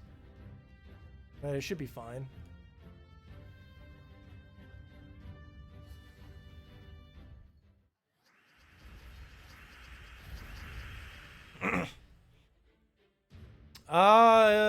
We could potentially do it for all rarities. The problem with doing it for all rarities, though, is every other rarity has like 1 billion troops.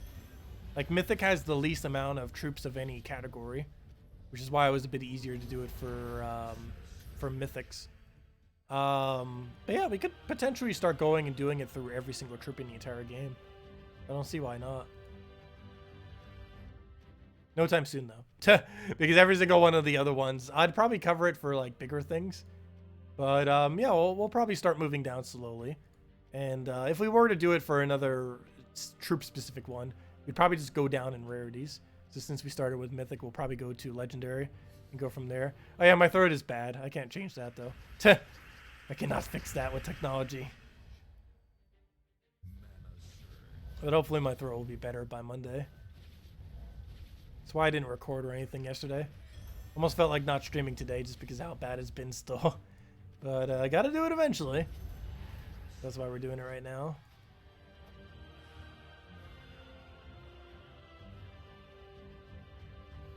But I ended up sleeping almost all of yesterday. Because I didn't bother sleeping the night before. And I didn't get back till like 2 p.m. yesterday or so. So the rest of the day I was basically just sleeping. Because I didn't start sleeping Thursday night until Friday afternoon, basically. I didn't start sleeping Thursday night until Friday at 2 p.m. Or around there.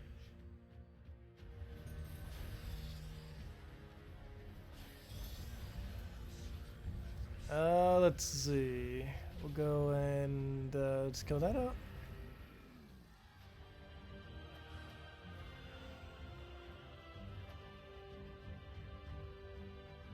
And what else we need?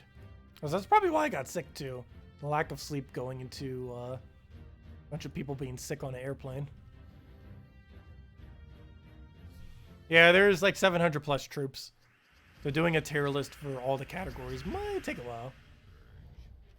Because a lot of the lower rarities, like rares and ultra rares, have like 1.5 billion troops. I think each have like 150 or something. Somewhere's around there, some kind of really large number. Maybe even closer to 200.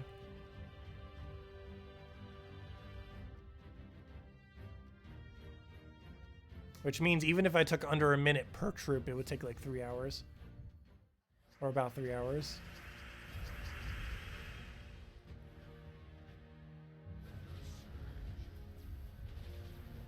And that's per rarity.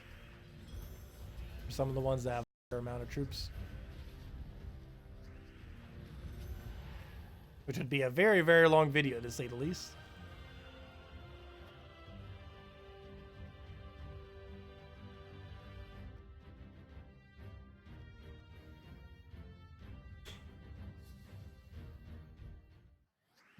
Hello, Gustavo. Welcome.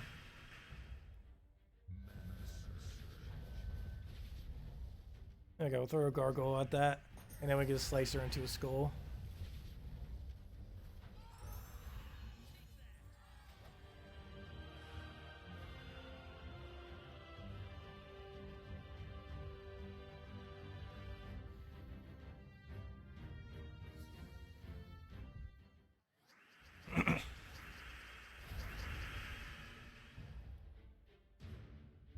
How about I take that? Oh, well, at least we can slice her automatically from enchant. And then Gargoyle should still be a kill, right? Yeah, almost. Still kills whatever it touches, obviously, just not the adjacent. We're out of kill range for that, unfortunately. I should be approaching that next orb. The first orb, I should say.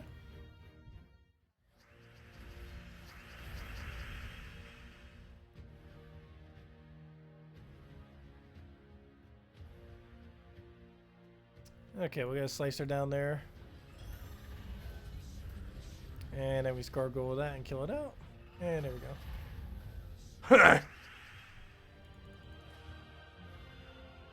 Okay, final battle.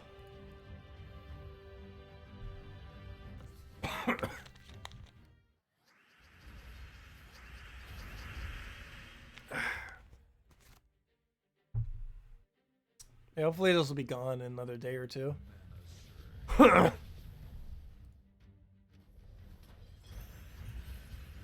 Okay, I'll go get a gargoyle there. And down it goes. Okay, next one. Let's claim all that.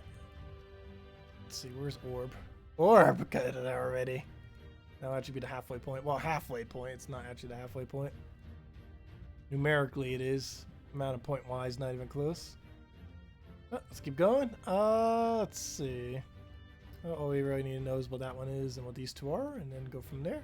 And that's why you check, because that can be a 1.4. We gotta go do that first. Well, after this first battle. Like a second. We gotta go do this first by doing it second. We'll grab all the blues there. I will then go and just gargoyle all that mess. And then Slicer will kill, or Skull, or Slicer. Dead. Yeah, I haven't had tea since I've been back. I might need to go buy some, actually, because I don't think I have any in the house.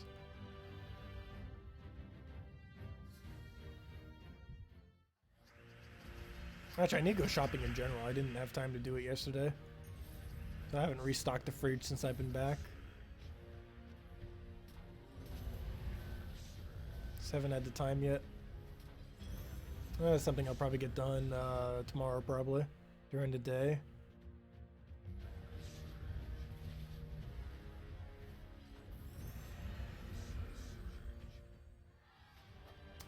Can I do what?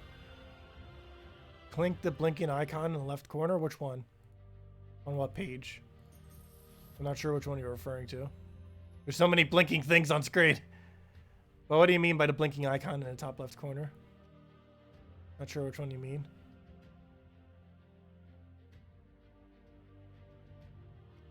Yeah, not sure what you mean. That's just chat if that's the one you're referring to.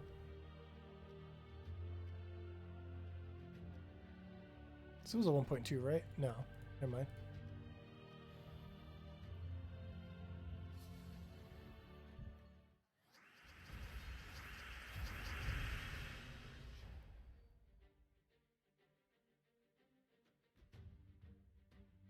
Where I go over them alphabetically 15 at a time. I probably wouldn't do it that way, because if I was to do a tier list, I'd want to do it based on probably per rarity. Just to make sure that all the ones of similar rarity are on it. Oh no, I guess it could be a reoccurring thing.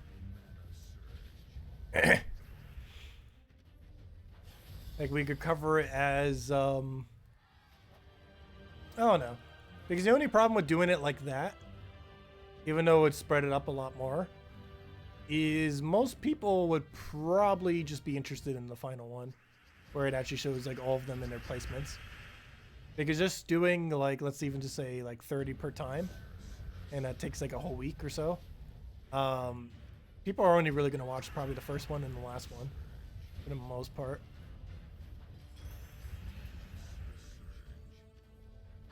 Yeah, I understand what you mean.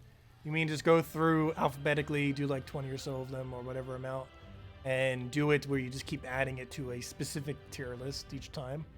Oh no, I feel like I'd want to get it all done at once. I'm not sure. Had 20 most useless troops. That's hard to pinpoint down. Also, that's also pretty irrelevant for most people's needs. I did like a top 10 worst traits video at one point, and it wasn't really received that well, just because it's a relatively pointless video to do for the most part. It's because it's not really that useful to know what the worst things are, just what the best things are. It's good to know generally if something is bad, but knowing what the absolute worst stuff is relatively irrelevant. Like, it's good to know if it's bad or not, but knowing the absolute worst is kind of pointless, though.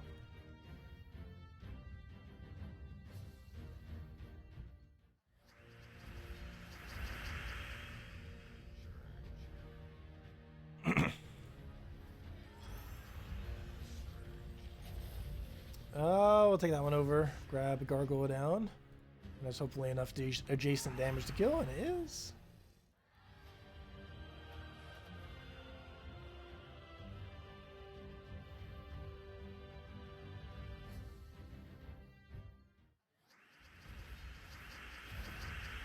Okay, just gonna grab a red there. A free turn there, get another free turn. Grab a, let's take the green for now. We then discard all that.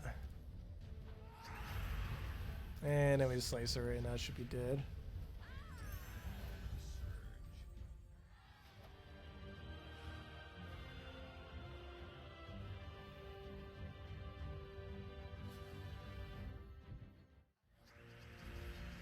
Okay, I'll take the greens because it's there. Grab a slicer on that. And then we just gargoyle into what should be triple kill, and it is still. Not all the battles, but some of the battles still can clip it off. And into this one.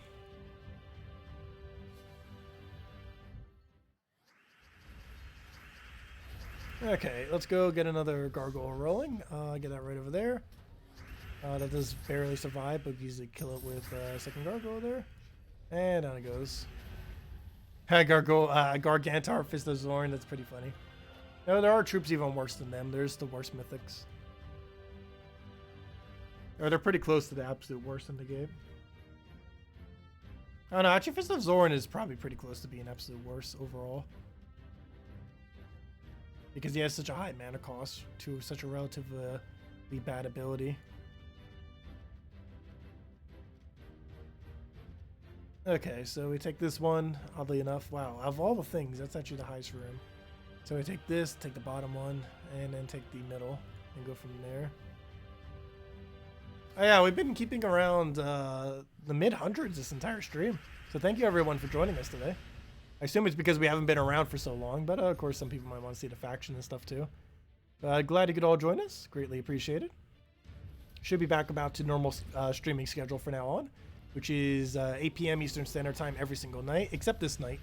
And by except this night, I just mean specifically today. Normally I do it literally every day at 8 p.m. Eastern Standard Time, but today I won't be. Actually, I'll probably still be streaming this still at that point. Or it's be eating dinner at that point. But anyways, and other than that, we normally stream around 10 a.m. Eastern Standard Time on Fridays and Saturdays normally. Sometimes a little bit later than that, but normally it's around 10 or so. And we normally do that for a few hours. However, this stream today is going for quite a bit longer because, well, it started a little bit later and we're going quite a bit longer because I need to get the faction done. Yeah, I know it's been a week since I've done a stream. Last stream was last Friday, last week's Friday. Yeah, it's been a while. That is for sure.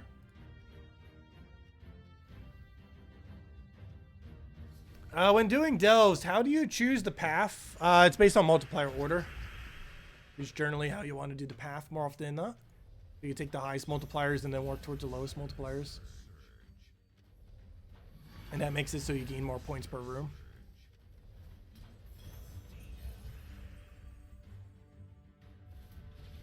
It also makes it so the loot per room slightly better as well.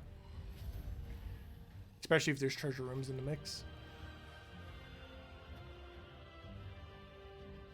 Mythic teams, it's something I still need to cover a video for. I haven't even gotten the trip yet, actually. I'll probably be doing that a little bit later on this stream. I'm just recording it during the stream itself.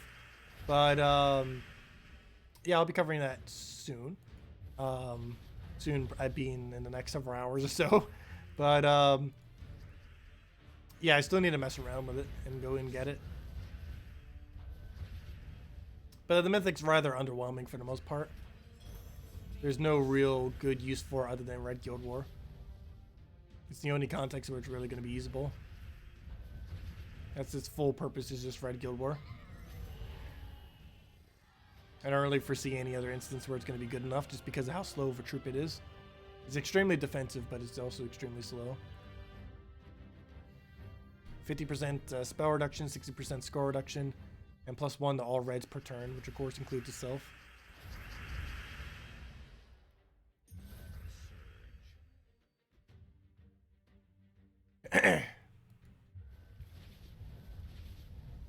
Okay, let's rid out of that. Get ourselves a, actually we'll take that for now. Grab that, get our gargoyle down since we won't need multiple. And there we go. Any of the new Harpy troops good for normal teams? The legend is if you don't currently have Infernus or anything. Hey, we finally got it max. Nice. I need to change my hero class then after this faction. But, what was I just saying? Yes, the legendary. And that's about it, really. The legendary. About the only thing that's really going to be useful outside of the faction, I feel like, for the most part. Mana generator won't be too good because there's so many things that can do it quicker, like Leprechaun, heroes, stuff like that. I can do better. The Harpy itself, you're not going to need to ever put into a team, specifically.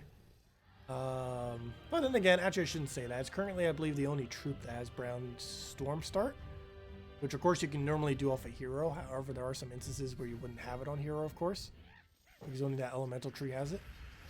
And other than that, yeah, that seems about it, really. It's mainly just a legend, I would say.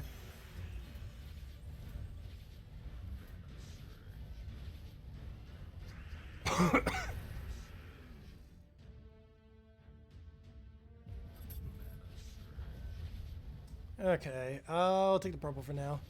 Get another gargoyle down. I think my voice is getting progressively worse as the stream keeps going. No! I need to stop talking soon.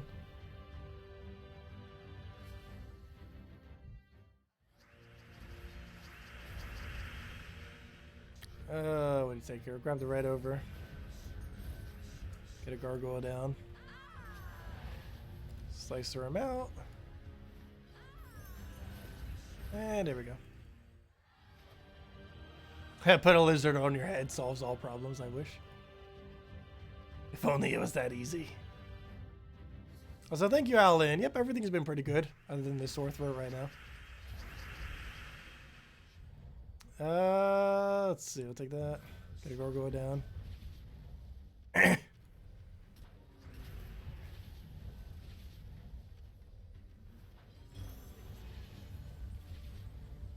Let's see. We'll take a brown right over there. Grab a purple just to get a slicer down.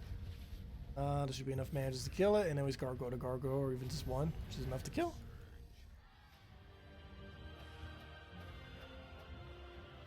Sign language is streamed by 300 Delve. I have taken sign language classes before. I have retained very, very little of it, though. How have we still not hit the orb? But yeah, as I mentioned, first redeem code at orb. The orb is a little bit further than I was expecting it to be, but still. Keep to that.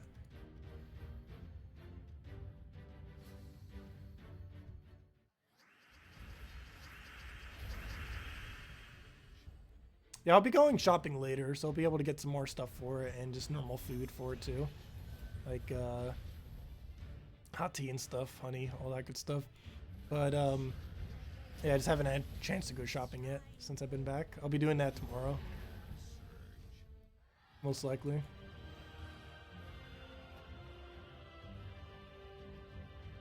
That's not what I meant to click. Oh, that's also not what I meant to click. Where's the 1.4? I could have sworn there was one. There it is. I knew there was one. I just kept clicking the wrong locations. Okay, where were we? Let's go grab a...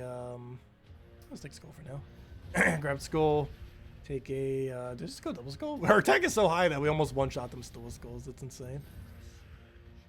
So let's do that. I'll kill him with 5 damage, and then we just gargoyle kill the other one.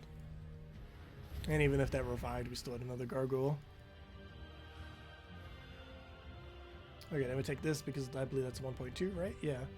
So do this one. I guess I have to check the 2.2s to see if they're 1.2 too, because the 1.2 tier 5 room is gonna have better loot.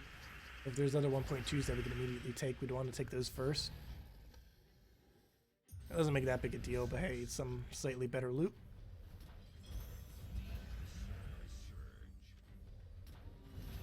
Okay, now he's dead off anything. Here, have a slice.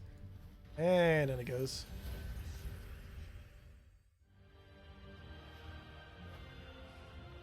Okay, what was I checking? 1.2s. Are they here? Yes. Got one 1.2. Okay, so we take this one first. And the main reason for this is because the amount of loot it gives. But then again, they're actually relatively similar as far as their loot. So I guess it wouldn't have made that big a difference, but still, do it this way. Also, wow, the loot for that 1.2 room is horrible. The tier 5 room. Like, the multiplier is horrible. The loot itself for the room isn't that good. Everything about it's horrible. Okay. Let's go just throw a gargoyle down for now. That will allow us to hit the other one, and that should be dead. And yes, it is. No, it's not. Yes, it is. Fail. It is dead. It's not dead. It's both. It's the Schrödinger cat of living. Is it dead or alive? We don't know. Let's see. We'll go and take that for now. It's both. I'll go get a gargoyle. Put out with that. The slicer on his last. At what stage do you stop doing every room? Realistically, around 200 or so. Though, theoretically, never. Ever since they added Iron Gut, you do not have to stop. Ever since Iron Gut and Zugoff, you at no point have to actually stop. However, I don't know. I'm probably not going to bother stopping this time.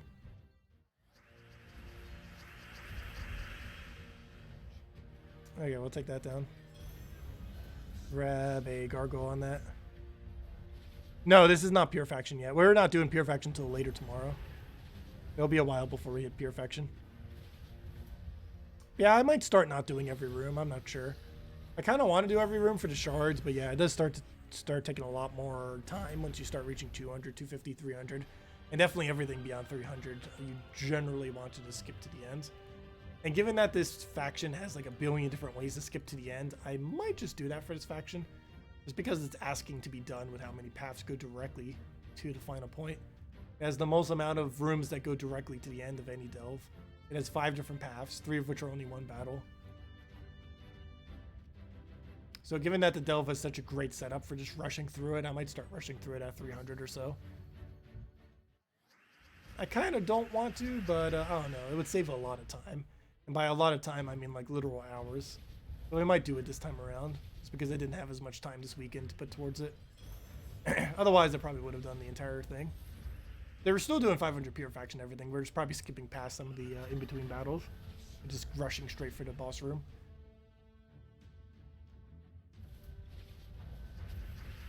Faction has too perfect of a setup not to.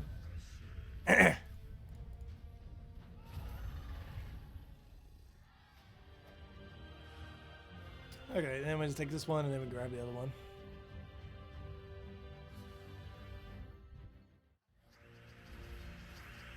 We'll grab all those greens there. Never mind, we don't have any option for that. Let's go grab the blues.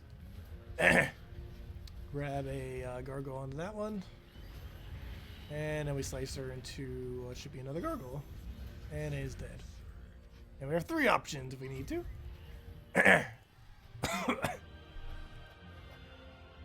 And then we'll grab this. Should be almost at the orb too. Yeah, I believe next faction will get us orb. What good team for this faction if you don't have Iron Gut?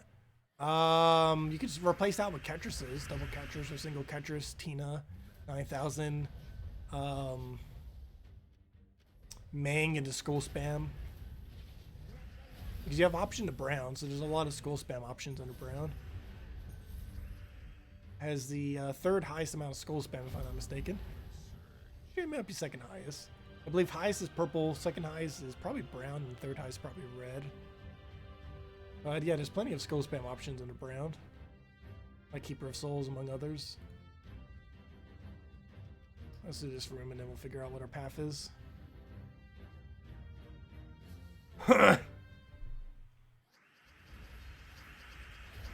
Okay, for now, let's move the brown over. Grab a another brown from over there. And it was gargoyle onto, probably just slice it. Gargoyle slice, so we'll do that. And then hopefully slice kill. And he's dead. And that's something else I got to do on my trip. I got to ride in a train. I actually have done that once before, only ever once before. And that was specifically from a train to New York. from South Carolina when I ended up going there for a field trip during high school. But other than that, I've actually never been on a train until like several days ago on my trip. And I mainly went there to get to the main area of Chicago, like the little underground area that they have there, with a bunch of stores and some other stuff, because that's where the escape room was around, that general area. We'll go take that out, and he's dead. What does that mean when I say pure faction? Pure faction is when you use the 4 faction troops. You don't specifically have to use all 4 of them. However, you have to use any of those 4 troops in any combination. So you could use 3 of the legend with like 1 epic or stuff like that. But you have to only use specifically the 4 faction troops that come from the faction. If you use anything else, even hero or something else like that, it will not count for pure faction. Also, yeah, now that 4.4 is here, we can start covering team videos like that now too. Like faction team videos, pure faction teams and stuff like that. Quite a few of the team videos I've been wanting to covering, I've been deliberately kind of waiting till this patch ever since I knew that it would have the team sharing ability. Mainly because it would be a lot easier if I could simply team share all of them, since it'd make it a lot easier for you guys to just copy paste them. So once my throat gets better and everything, I really need to go cover a lot of team videos now that there's a really good tool in game to actually share those teams. So if you ever see them from my videos, including like Monday videos and stuff, it'll be a lot easier to actually use those teams now, since you just simply copy the code thingy, paste it into your game, and as easy as that, you'll be able to get it in within seconds. At least on the PC mobile version of the game anyways. I'm not sure how convenient it is on console, because Nintendo Switch doesn't have it yet, so I haven't been able to actually look at it on console. What's the benefit of doing pure faction? You get the pet maxed, which isn't really too relevant, but the most relevant part is it gives higher renown, and that can lead to higher stats, more ingots per day, and slightly more gold per day. So the main thing it's done for is mostly just to have higher stats. You do gain a small amount of stats from delves, and the more delves that come into the game, the more stats will come in over time. Currently, there are, I believe, 6 stats that are available. Yes, because I believe that HP, yeah, is definitely obtainable. So how many factions are there right now? There's 11, so that means you could get, whatever that is, times 2,500. So yeah, you can hit, what is that, 2,500? Did I do the math on that wrong? Yes, it's 2,750. So yeah, you can reach HP for sure right now. You can't reach higher than that. So that means you could theoretically have +1 attack, +3 HP, and +2 armor from having a very high renown. Currently, I don't have the HP, nor will I after this faction, but it is possible. The only reason I wouldn't have it after this faction is because throat, stop it. But the main reason I wouldn't have it after this faction is mainly because I've been keeping Warrens very low to farm it on a daily basis. But yeah, that's the main reason why I wouldn't have pure faction from that. I mean, I wouldn't have the HP from that, but it is possible to have that. So it's possible to currently have +1 attack, +3 HP, and 2 armor from having renown, or any smaller amount of that from having a slightly lower renown. That's one of the biggest rewards that comes from having a higher renown, is those extra stats that you get from that game mode. Okay, were these all 1.15s? I believe so. Yes. So let's go to that. And we should almost be at the orb. The first orb. The first of, I guess, 3 orbs then. Or maybe 2. I'm not sure how many we'll have it out. Depends if my throat can even last that long. Gosh. It is starting to get noticeably increasingly worse, that is for sure. The more I keep talking. Am I still audible, by the way? Like, I can still hear myself audibly, but that's just because I'm the one talking. Let's see. We'll go for that. Get the kill there, and on to the next one. How does this delve rank in farming resources? It's not particularly good. If I'm not mistaken, it has 0 treasure rooms too. I haven't seen a single treasure room yet. So it's relatively low down there as far as farming is concerned.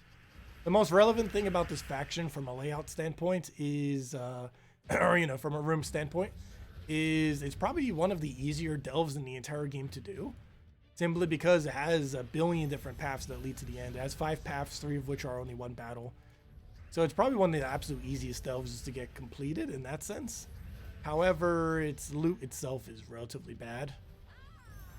It's definitely not one you would really go out of your way to farm, unless you had literally no other option for a low-level delve. But no, it has no treasure rooms, and that alone makes it a relatively bad delve in that regard. Silver Necropolis is actually better than Warrens. The only reason I specifically do Warrens is because I already had it downgraded, whereas I would have had to have done it for Crypt if I would have. So it would have been a bit more annoying. But no, Silver Necropolis actually has better, or sorry, what is it, Crypt? But Silver Necropolis actually has better loot than Warrens. I just happened to do Warrens just because I didn't want to have to go and do another whole faction at a lower level. Since Warrens was already there, it's good enough that I just kept it that way.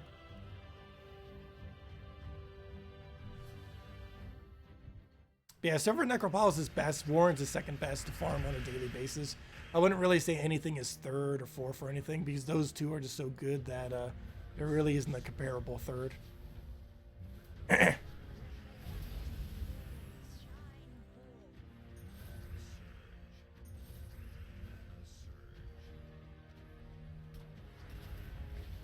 Your first delve had both the Cedric room and the Leprechaun room, but you had to do them last. Yeah, that can happen if you're doing in the layout of if you're doing the layout of Fang Moor. Fang Moor has a really weird layout where you have to do the treasure rooms last, which sometimes is good. However, if you have a Cedric room, that is obviously bad, because you generally want to get Cedric rooms done early, especially if you're doing a gold farming team. So, which is one of the good things about Warrens. You can run a full gold farm team, like a Skeleton Key team with Egg Thief and all that. A full team can be ran there. Okay, we almost got our orb in there. We'll hand out the first redeem code. Okay, we got 1.3, 1.25, 1.2. So it looks like we know where the path is then. Did I get the Mythic opening yet? No, I didn't do it yet. Also, I might not even be doing it this stream. Might take a little bit of a nap and just record it later tonight or something. Wait till my throat rests a bit. Gets a bit better than it is now. Because I really shouldn't try recording a video when I'm like this. Because, yeah, it's going to be a little weird if I did. Hopefully I'll just be rested tomorrow and then I can just record them all tomorrow. And I would have 3 things I would need to get done. The faction video, the new Mythic, and the 4.4 stuff. Or, you know, going over just everything with that.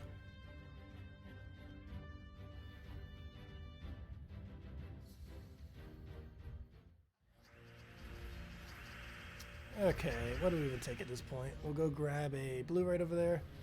Get a slice down on that one. I sound broken. That's funny. That's one way of putting it. Oh no, I don't feel that bad. It's just my voice is being bad. My voice is being non-functioning.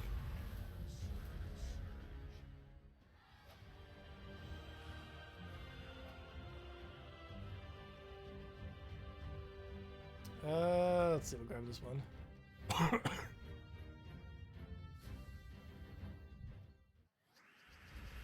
Okay, we'll go grab a brown right over there. Take a red so we have the gargoyle. Yeah, I'm not feeling like sick or anything. It's mostly just my throat not wanting to function.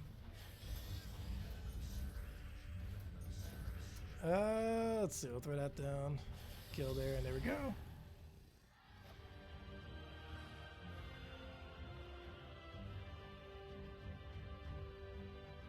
Yeah, I've been drinking some water. I should probably be drinking more. I have it right here. I should probably go get another one in a minute.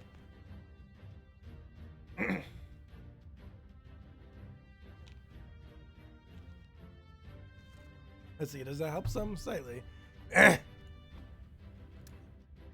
Okay, we got a 1.2 Cedric over there. So I should probably head over there, though we have this 1.2, so we'll probably grab this first. Then head towards Cedric. Yeah, Shakaku's a lot of fun.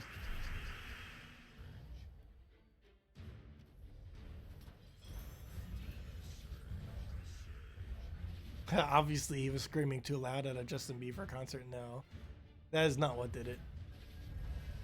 It was a combination of several factors. I believe the biggest thing that actually did it, because I wasn't this bad there. I had it like a little bit because of the dogs there, which is one of the things that was causing it. But the biggest thing that caused it, I believe, was just a lack of sleep and then going on a plane where a bunch of sick people are in the confined space for like 2 hours. That's like the biggest thing that probably did it. Plus, it was a really rainy day yesterday, and I was outside for a little bit because I was waiting for a ride. That combination of factors with a lack of sleep was probably what caused it.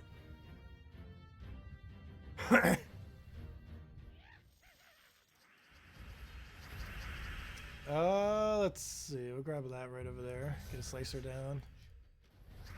Do it right on his last slot because we have to, because they all have stealthy. Yeah, let's go for red. Kill it out with gargoyle at this point. Unfortunately, can't that in between one.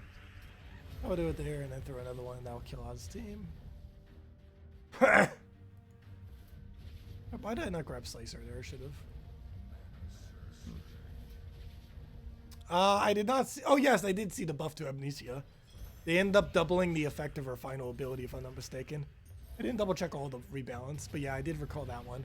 They end up making it so she gives 2 attack and 2 HP to all demons per turn rather than 1. So basically double the effect, though even with double the effect, it is still extremely underwhelming. I guess they saw that I put her in D tier, and they wanted to keep her in D tier. Because that made her slightly less F tier than she would have been. Also, I feel like Skady I should have done to D tier. I ended up giving her C tier. Skady is so useless in so many situations due to how bad it is against Impervious. Like, it can't do anything against Impervious. Its summon doesn't do anything to it. Its freeze doesn't do anything to it. And its damage doesn't do anything to it. It literally does no damage to it.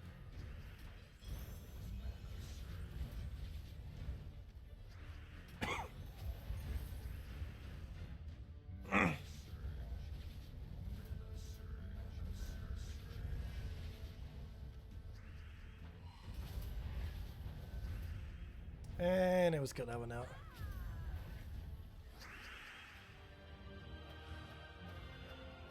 September Black. Yeah, I have a sore throat right now. The voice is very weird right now.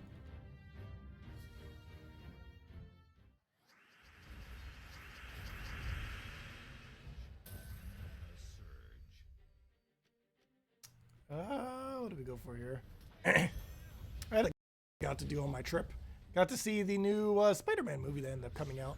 I normally don't follow too many of the superhero movies, but the whole household there is like extremely into like all the Marvel stuff. So yeah, I figured I'd see it with them. I think almost every single instance I have ever seen a superhero movie, a good majority of them, like almost 90%, but specifically with friends. Like I almost never go out of my way for them. I did for like the first Deadpool and I think like maybe 1 or 2 other ones. But aside from those, like every single superhero movie, I basically don't go out of my way for. I still like watching them with people. Let's see. We'll go and take the brown there. Grab that. Take a gargoyle. Also, we played a surprisingly high amount of card games and board games while there too. Something that I don't personally do too often, but that's mainly because I have no one to do it with. Mainly. Because a lot of board games and card games normally require more than 2 people. And having more than 2 people can be somewhat difficult sometimes. Especially when you're just living on your own, pretty much. Please, no spoilers. Of course, I won't spoil anything. I should spoil all of it. No, just kidding. I never did see Endgame. It's still in theaters, too. Oh, I need to go give out the orb. Let's see. Well, we got a purple. That's pretty good. That I don't want to open until I do the video on it. Grab all that mess. Let's go do a, what am I looking for? Not that. Stop blinking. I wish there was a way to make it stop blinking. Like, click on this to show that it's red. Doesn't even make it red. Which is weird. But anyways, what am I looking for? I'm looking for redeem code. Let me go hand out the first redeem code. Where'd it go? Oh, this is all the old codes. Let me go get the new codes. I know she gave me more the other week. Where are they? That'd be funny if I actually forgot to ask, but no, I asked before the trip. Just in case I forgot to ask after the trip, because I knew I'd forget if I didn't do it preemptively. So let me go into those. I've had these for like 8-9 days now, and I haven't used a single one because we haven't been around. Let's see. We'll go and edit this. Grab all this right over here. Put that right there. And let's go use this first one. Make sure it works. Copy, copy. Paste that, and should be good. Just make sure it does work. And let's see. Does it work? Come on now. Any second now. Come on! Apparently my clicking ability has been... What? Like, I'm gonna click refresh. Why is it not doing things? There we go. Does it work? Yes, it does. Okay. Why is that so hard? There we go. Haven't done it for so long that I don't know how to do it anymore. Fail. No, it was just being weird. It wasn't clicking. There you guys go. There is the redeem code. Use it on jebsaward.com for the game code section. Your invite code can be found in any of your settings menu, whatever your game says there. Redeem code can be found right over there in chat. Just click copy paste on the random numbers and letters. And give same reward as always: 2 treasure maps, 1 gem key, 200 souls, and 2,500 gold. And only works on PC mobile version. Enjoy, everyone, and we'll have another 1 or 2 later during the stream. So let's keep going into that. So I guess we'll give out the next one when we hit probably next orb. You know what? Let's just do it based on the orbs at this point, since we kind of seem to be doing it based on that theme. First code at first orb, second code at second orb, third code at third orbs, and yeah, it seems like a game plan. So we'll do it based on that then. Sounds like a plan. Anyways, what on earth is our order here? I'm checking every room. I guess we kind of need to know if they're 1.2s. And now I checked so many other rooms I forgot what these 3 were. Fail. Okay, that's fine. So we just take down middle, take the other 2, and then it doesn't matter what order we do the other 4 in. Also, I should probably switch out of this team soon to like Ketruses or something. It's lasting a little bit longer because we do have extra stats because of the potions and everything. But normally by about 100 you stop using this, because that's when it normally stops one-shotting. Though we have so much stats that it's actually not stopped yet, because we could probably almost go to 150 or at least 120 with how high the stats are currently. I know, voice. Stop not functioning.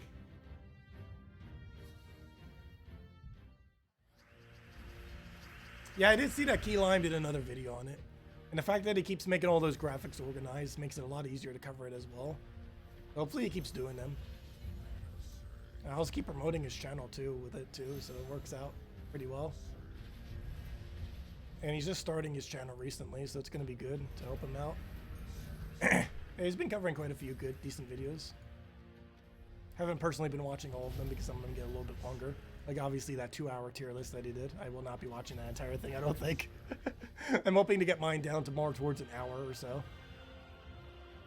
I just haven't had the time to watch something that long since I've been back.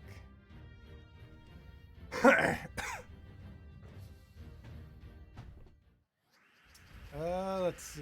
Go and take a red right over there. Grab a slicer. Yeah, I should be able to keep it to about an hour, I think. If you cover about 2 minutes per hero class, it's about an hour. Why did I do that there? It'd be a little bit over an hour, but that's fine. Let's see. We'll take that down for now. Grab a gargoyle there. And he's dead.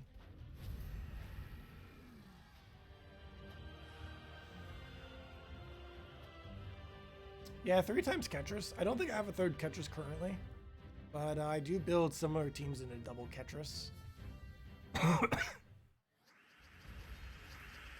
you can do similar with Tina as well. Ends up working out pretty well.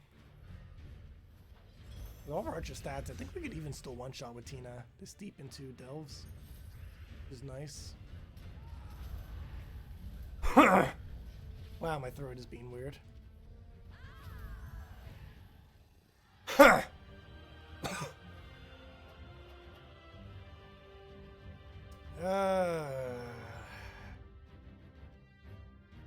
Also, why on earth is that room like that? It's so confusing with how it's tilted like that. It is tilting how tilted it is. Okay, let's go grab a green question mark? Sure, why not? Most of the other ones weren't really that viable. I want to try keeping some of the other colors for extra turn chance. Okay, we'll throw that down for Gargoyle. I could have probably taken that red though. We'll go throw that down and then Gargoyle kill the other two. And let's match.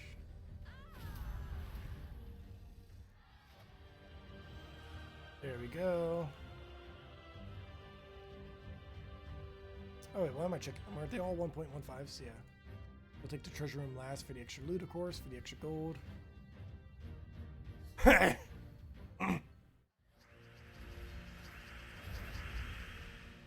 Let's see. Also, the thing on my chest will finally be situated soon. I'm getting the stitches removed on Tuesday. It slightly got like a little bit of a hole in it, so it didn't like fully heal yet. But it should be healed enough to be able to get the stitches out and everything. Yeah, that should pretty much be situated soon. Probably still take a few more weeks for it to fully heal, but these little stitches will be out and it won't be as sore or anything anymore. Can I look at you in global? Why? But sure, where are you?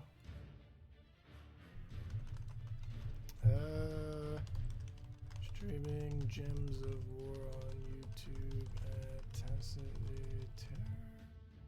doing a bunch of the most recent faction. Anyone is interested? Let's see, what works with the new faction? Does anything here work with the faction? How about gold music? Let's see, let's do some gold, some music, do some more gold. Copy the whole thing. And hey, you finally got legendary thingy. I think that's what you wanted to show me. Yeah, nice simple man. Very nice. You finally got the revered thing. Oh, there we go. Also, while we're here, let's go spam a bunch of other chats. Let's see. We'll go to only to 5. I don't want to spam too many. Let's see. We'll go for that one. Go for that one. Go for that one. And take the final one. Someone share a team. Okay, let's just go to 1. And there we go. Okay. Okay. So let's go do things now. Let's go and take that over. Grab herself a gargoyle thing there. Get her slicer going. Yeah, my voice is increasingly getting worse. Maybe I'll end a little bit sooner than I was expecting, but I don't know. I still want to go for at least like 2 more hours if I can. At this point, it's probably going to be based more on my voice than anything. Unless I'm just literally going to be silent the entire stream at some point. Which I guess we could technically do. But that might be a little bit weird if I literally don't talk the entire time. That'd be funny if I actually did a stream where I don't say a single word.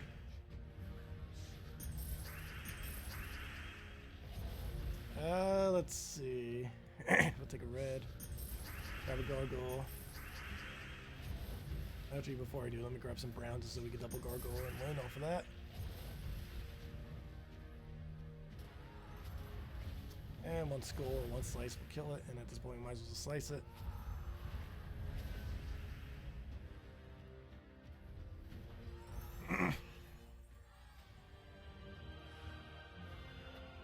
And now you do 2 quizzes every single week to try to earn some honor.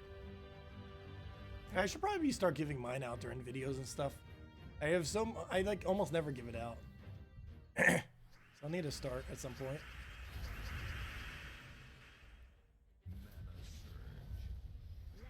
Maybe one day of the week we'll designate towards like a give people renown day or something.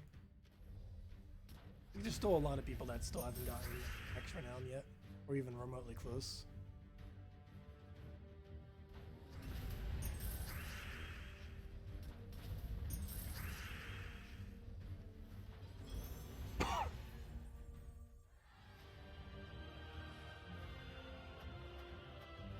Oh yeah, the Guild War thing, it sometimes has a visual error where it shows you don't get the full amount of points. As long as all your teams are unique, with no repeating troops, then it will still be giving you the full amount of points. Let's see, does mine have a visual glitch right now? It does sometimes do that. It's kind of weird how it is sometimes. But yeah, we have full unique, and it currently is not glitching it, luckily. Actually, yes, it is. I think it should be 2,000 per day, which is a total of, never mind, 12,000. Yeah, never mind, it is showing the correct one. Also, something kind of weird. I somehow got battled 0 times on what day would that be? Thursday. Not sure why that is, but it is what happens. Somehow on Thursday I got battled 0 times. It might be because I didn't log in that day. I'm pretty sure I logged in. Oh, I definitely logged in that day. I'm not sure exactly what happened on that day, but we somehow got battled 0 times, which is really weird. Win rate for Goblin team was decent. This team actually did decent. This was the first time we got to try it with Tidecaller. This is also the first time we got Mavrax into the team. And I almost got 50% win rate, so that's pretty cool. Yeah, Essence of Evil, Mavrax, Azura, Undyne, with fully maxed out Tidecaller. And that's the first time we were able to use that, so that ended up working out really well. This team actually didn't do as good this time, and I feel like I should go replace this team already. It looks like Dwarves don't do as good on Red Guild War anymore, which is quite unfortunate. But I don't know, it has been doing pretty bad recently. Everyone's kind of realized how to counter it now. And with the most recent troop that was added, it's going to be even more likely that we'd lose with it. And of course, the standard Tape-On team, that should be fine. But yeah, I wish we could have gotten some data on that. Not a single battle. But I think this one I will go finally replace. The rest I'll probably keep as is, though. But yeah, we'll be doing all of our Guild War battles on Sunday. We're doing all of them all at once. And we're currently, as I mentioned earlier, in the middle of Bracket 3. However, after I do my battles, we will move to pretty much 3rd place. Depending on how the rest of the guild does, we might even move up if we can get top 2. And I'm not sure if I actually even want to move up, though. Because it's easier for us to win each day if we do stay slightly lower.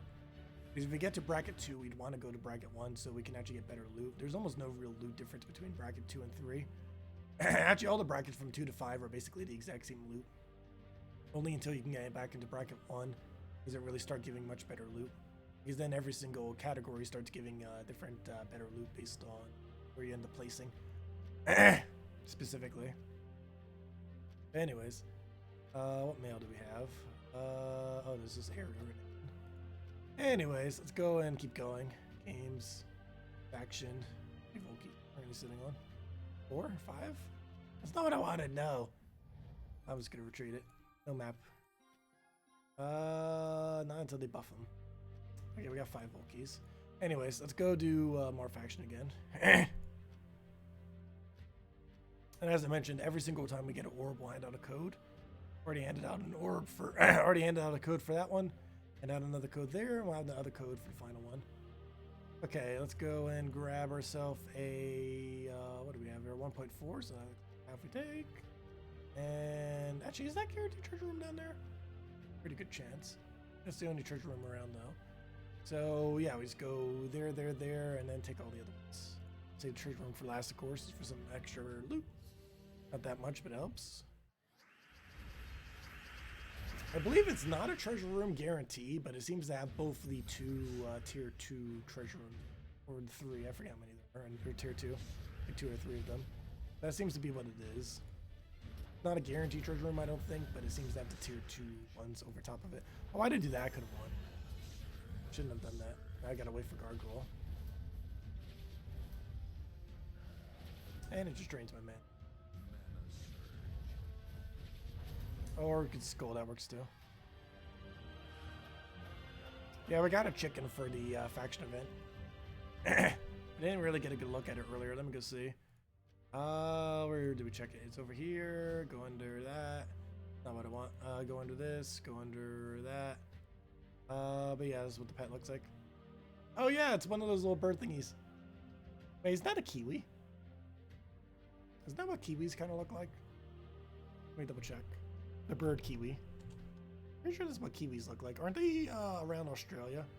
Because it would make sense because that's a the company's based in Australia. Let's see. I should have probably said kiwi bird. It kind of looks like a kiwi. Not quite. It's like a kiwi combined with like another thing. The nose kind of looks kiwi-like. But the rest of the body... There's a bird that looks like the rest of that body. I forget what it's called though. But it kind of looks like a kiwi. Not exactly though. It's an Australia joke bird.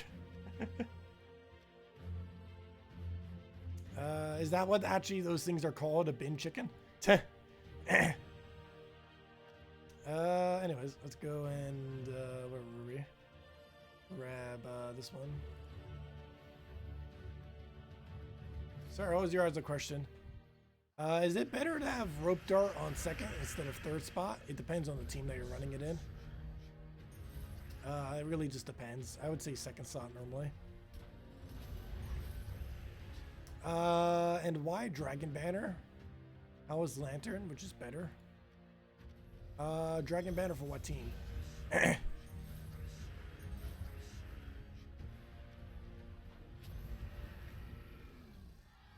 Because the team we're using right now, we're using a +2 brown, +1 purple, -1 red?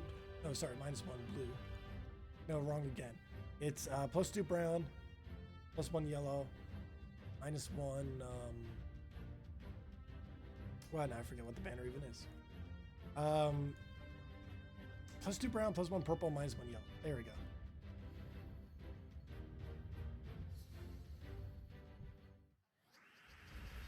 Oh, the divine team.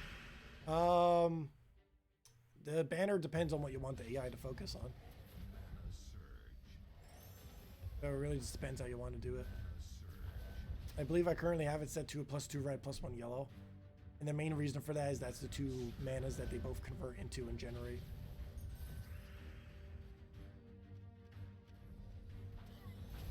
Also makes it so the AI focuses on Quillen, which I believe I have in third slot. So it makes it so the AI will properly target it. Also, why did I do that? I could have already won if I did the other way around. Not already won. I won't be able to kill with Gargoyle. Okay, never mind. Well, luckily we got it. We're extremely lucky with that explosion. We still got the kill, so that's nice.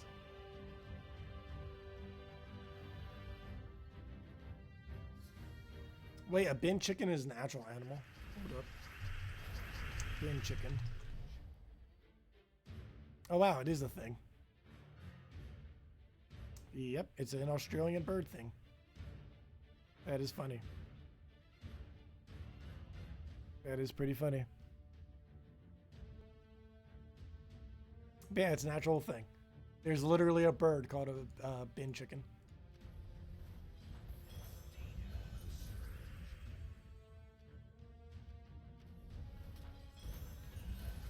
Which class for rope dart? Normally a stealthy class. Though on divine team, you can also run it with priest.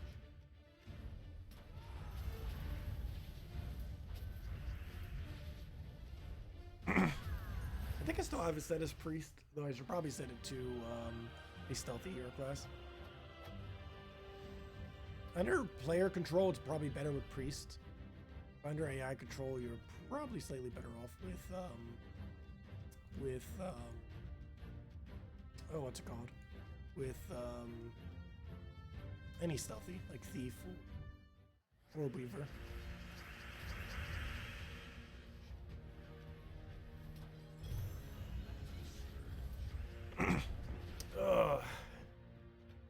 Okay, what do we take here? Let's go just move over brown for now.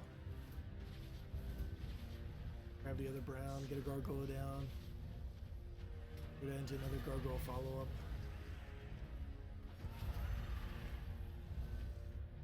Skull there. And just kill it out.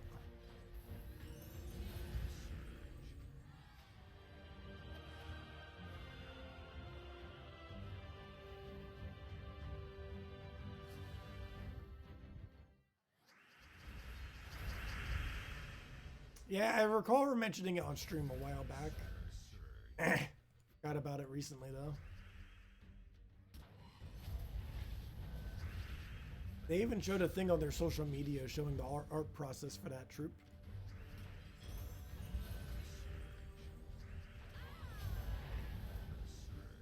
Just to show how they make all the troops. Which reminds me, we never did get that community-made weapon yet, did we? The one from a couple months back. We still haven't gotten it yet. Hopefully it comes sometime soon. I think most people kind of forgot about it at this point. I know I did. Until I literally just remembered.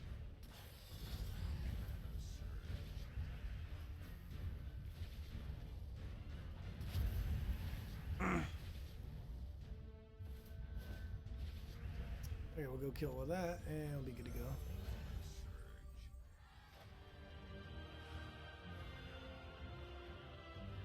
Let's see, we're getting there. I mentioned we'll have an orb at that code. I mean, we'll have a code at that orb.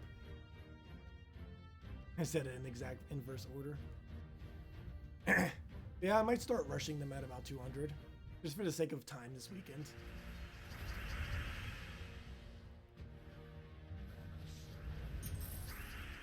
It will cost us some shards, but it should be fun. It also counted some sigils, but I believe we'll have enough then, so it won't matter.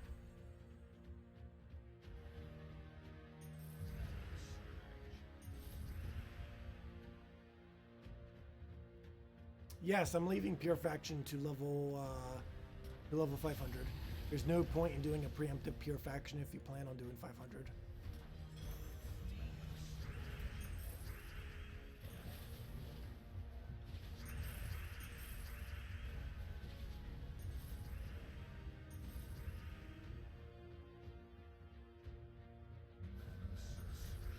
And we just got triple gargoyle all at once, and then we just kill it out.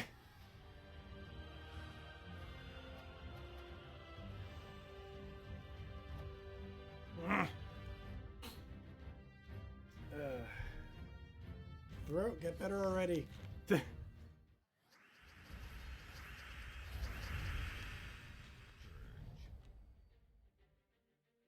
Excuse me. Throat's being so annoying. Really hope it gets better tomorrow morning. By tomorrow morning.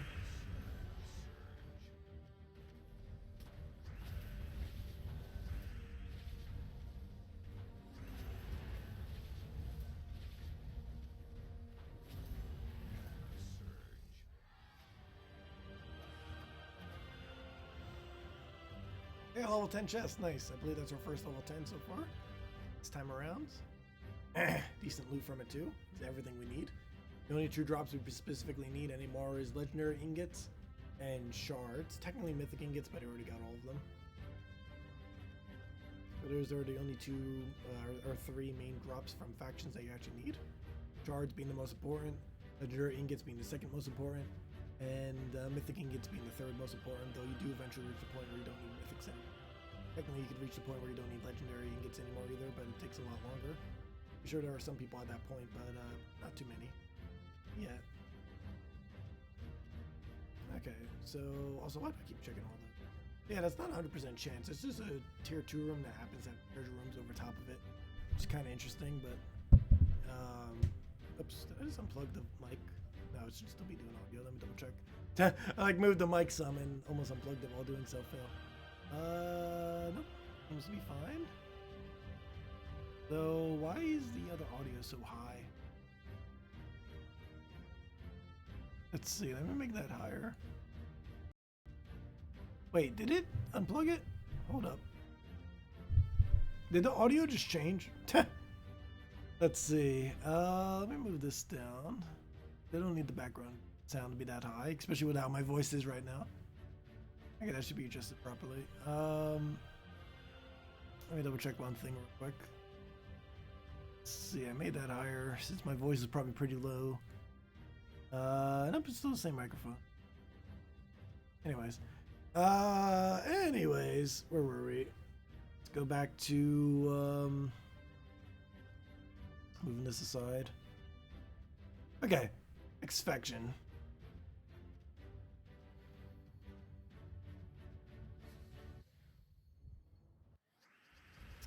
Okay, Go grab a slicer down. A gargoyle in there.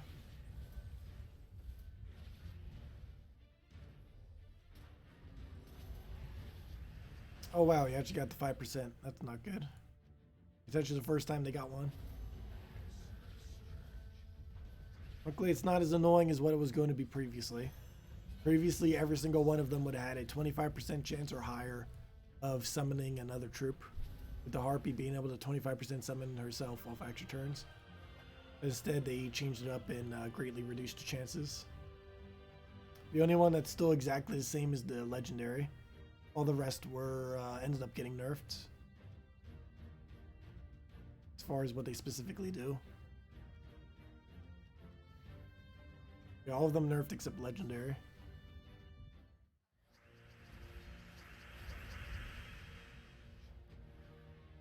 Okay, let's see. We'll take that for now. Too much. He had a nice little hit right over there. Kill the other one out. I got a slicer on his last slot, and that should be a kill. He's pretty close to it.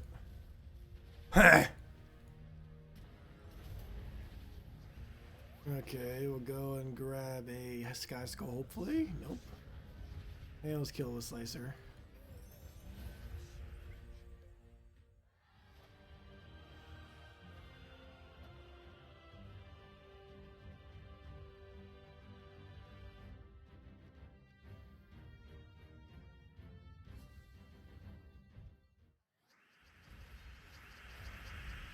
Okay, let's go grab a brown to red. Actually, I'll just take red for now. Get the brown there. A gargoyle in there. Actually, let's that. Throw that. Grab a skull over. Gargoyle in there.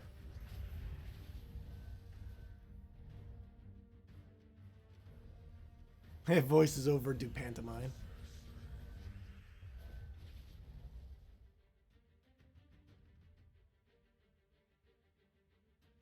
Let's see, we'll take that one over, grabbing around there. And we just gargoyle to gargoyle.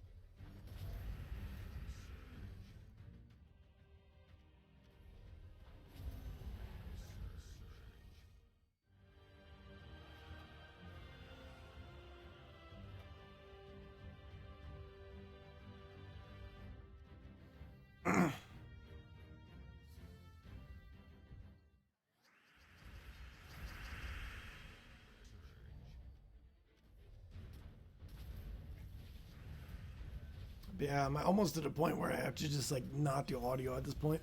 Unless you guys have any questions or anything.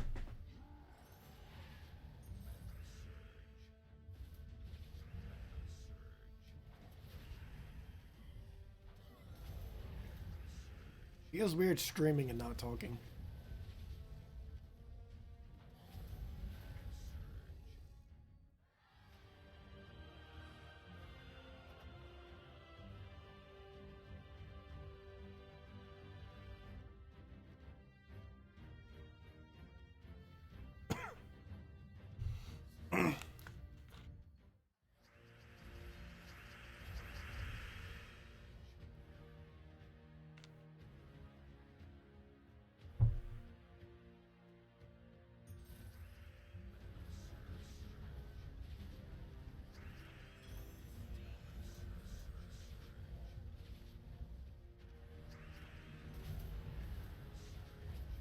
Yeah, we lost half the viewers from a disconnect.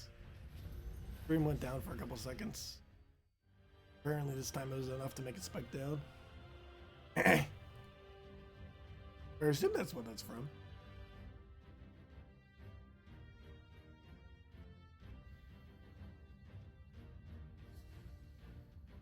It's probably where they're talking while not streaming. Ha.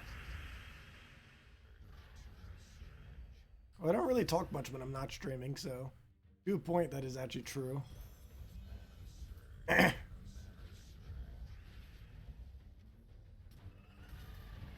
that oddly enough is actually pretty true.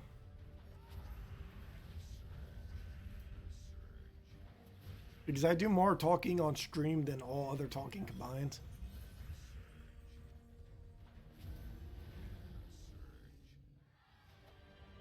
Like, I'll probably talk more on this stream than I did the entirety of on my trip. I just don't talk that much.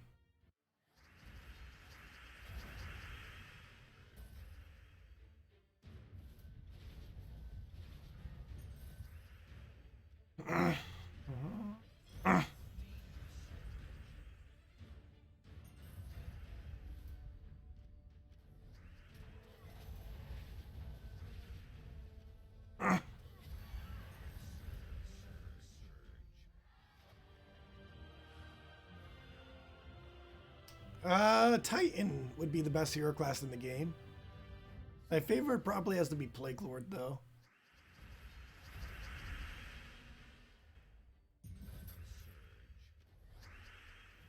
That or Thief hero class. But no, Titan is overall best.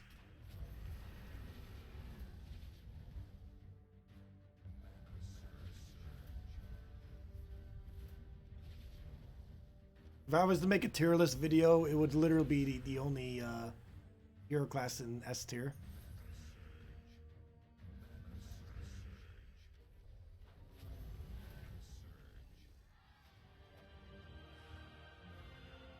It's so good that it basically is its own tier.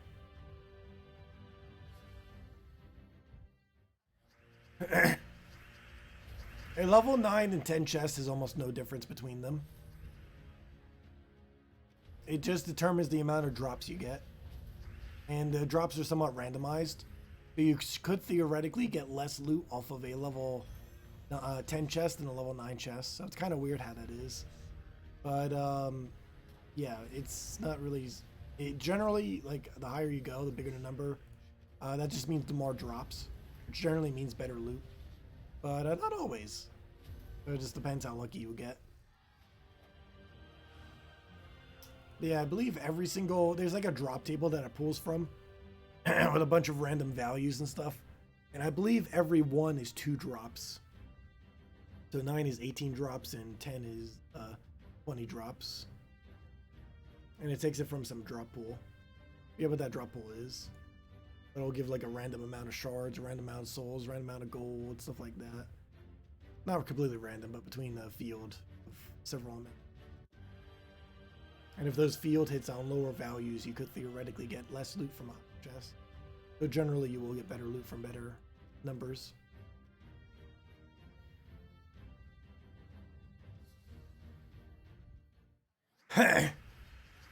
There's no particularly meta team with Titan, which is kind of ironic, given that Titan is the best hero class in the game. It actually doesn't have a particularly meta full team. It's because Giants are relatively average, despite their really high HP and slightly decent attack. But the most relevant team, if you were to use Titan, would be Yarrow Fire Mantle, Fire Giant, or if you would use pure Titan Giant, I mean, would be oh sorry, what's the setup again? It's Yarrow Fire Mantle, Fire Giant, Dawnbringer, or Black Manacle with a what's her name? Queen well, I forgot her name. Frost Crown? Whatever that green blue is from Stormheim. I forget her name. I think it's Frost Crown. Queen Frost Crown? Sounds right, kind of. But whatever her name is, that's the team. Ural, Fire Giants, Dawnbringer, and her.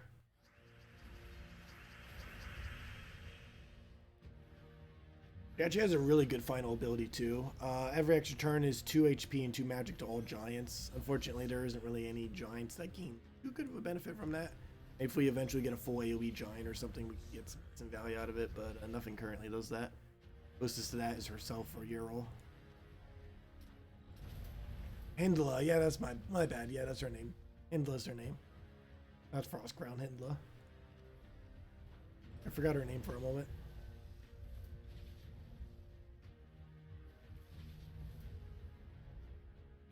Oops, that didn't drop anything. I thought it did. Grab the brown, then Gargoyle, kill him then. Fine.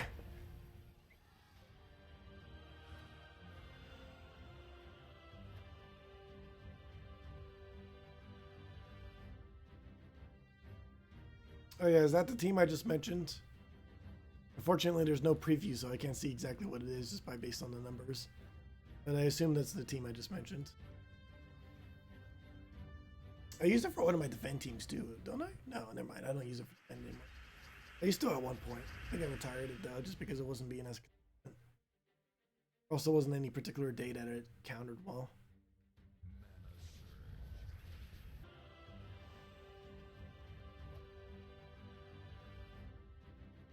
Throat's been out of the commission since like yesterday. Hopefully it gets better soon, and by soon I mean like by tomorrow, hopefully. Because I can't really record videos when I'm like this. Streaming isn't as bad, because I don't necessarily have to talk the entire time. If I'm covering a video, I definitely would. It'd be hard to explain things when talking like this.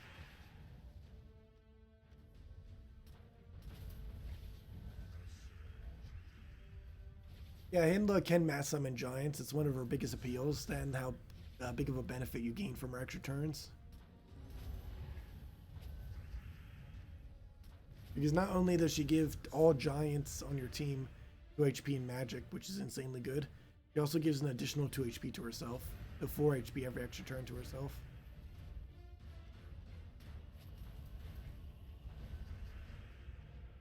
Which before they buffed Behemoth was actually the same amount that Behemoth used to gain 4 HP per extra turn. Now he does a 10 per extra turn.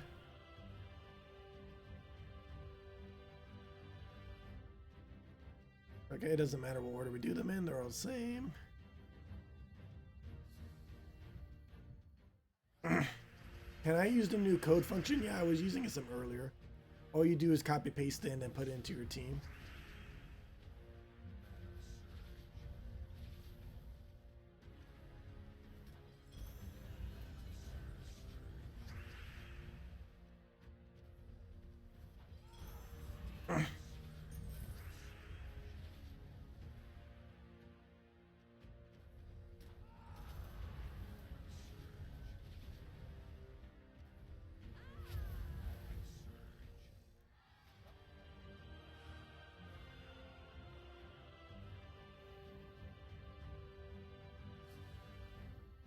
How? Oh, they might already answered it.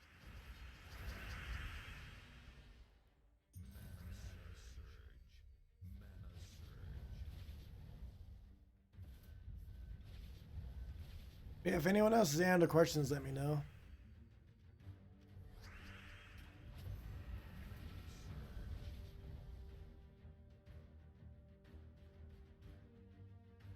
It will let you copy paste a team if you don't own all the components.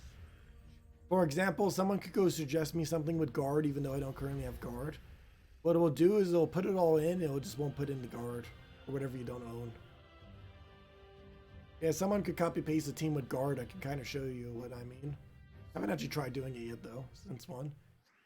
Because previously I owned everything. If someone could just paste a guard team real quick since I don't own it, I could kind of show that.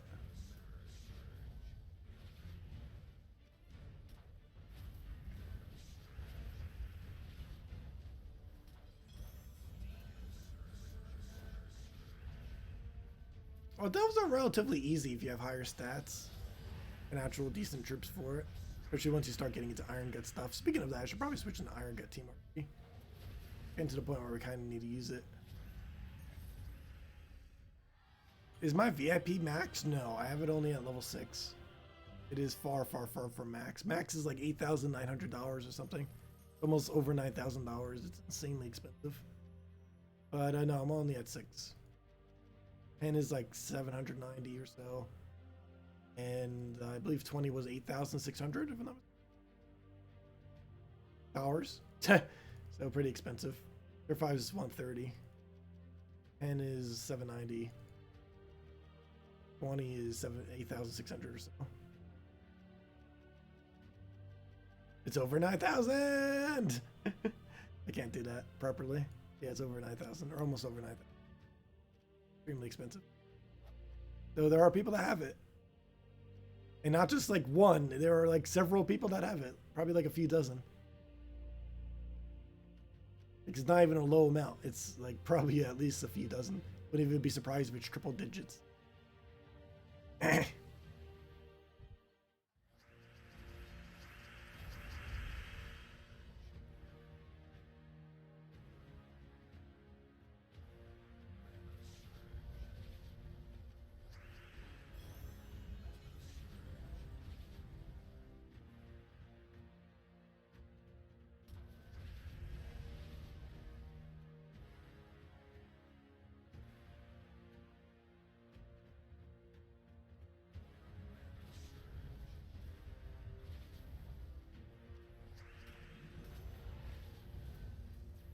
Yeah, from how they explained it earlier, it seemed like you would still be able to paste teams even if you didn't own it. You just wouldn't specifically paste that troop in there.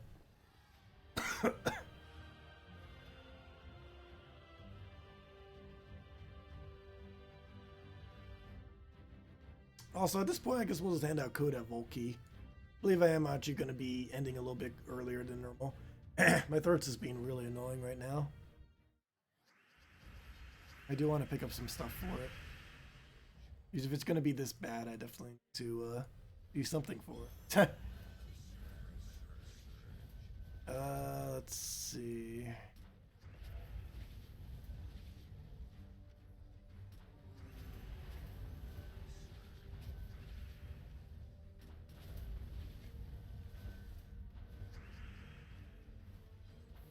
Also, keep in mind, I will not have an 8 p.m. stream tonight. No, there's not going to be a stream tonight. I will be streaming tomorrow night and starting back the normal schedule of 8 p.m. Eastern Standard Time starting tomorrow, though. But there will not be one tonight. For multiple reasons. The main one being the throat. The other reason being, I actually want to do all of Guild Wars tomorrow. The entirety of it on this account.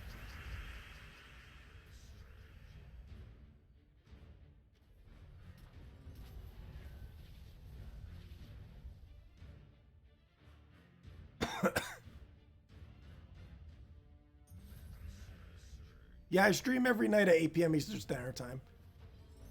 But the only exception being tonight, where I won't be. But generally, it's every single night at 8 p.m. Eastern Standard Time.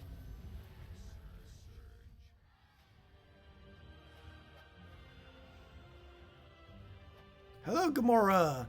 You feel like you're in a Stephen King horror movie with the creepy voice and a fog blanketing Sydney at the moment. Oh, that's funny.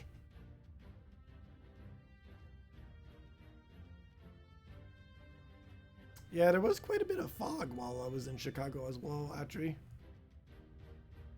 Like, there was a golfing field behind their house, and like you could like see the fog on the field. It's kind of funny. Made the golfing course look a lot better, though.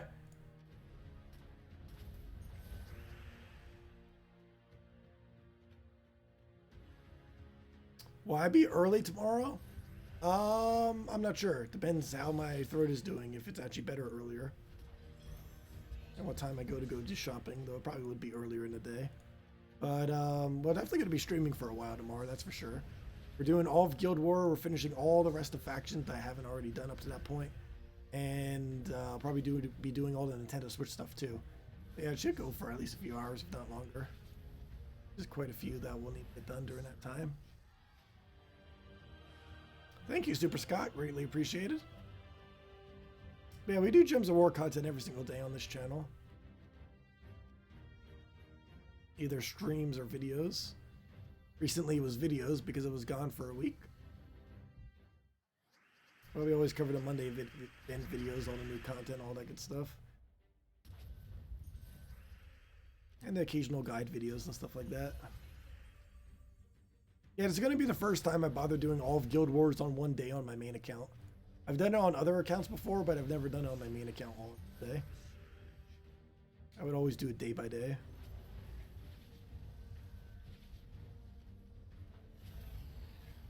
Also, if anyone's ever going to post a team into chat, please mention what the team actually is. Because there's no way to determine what the team is based on the thing. Based on the number thing.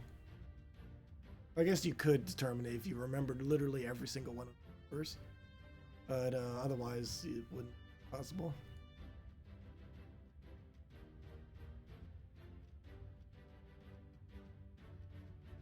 Oh, 1.2s. Oh, yes, there is. Never mind. Go for this. Take the top two. Take the bottom two.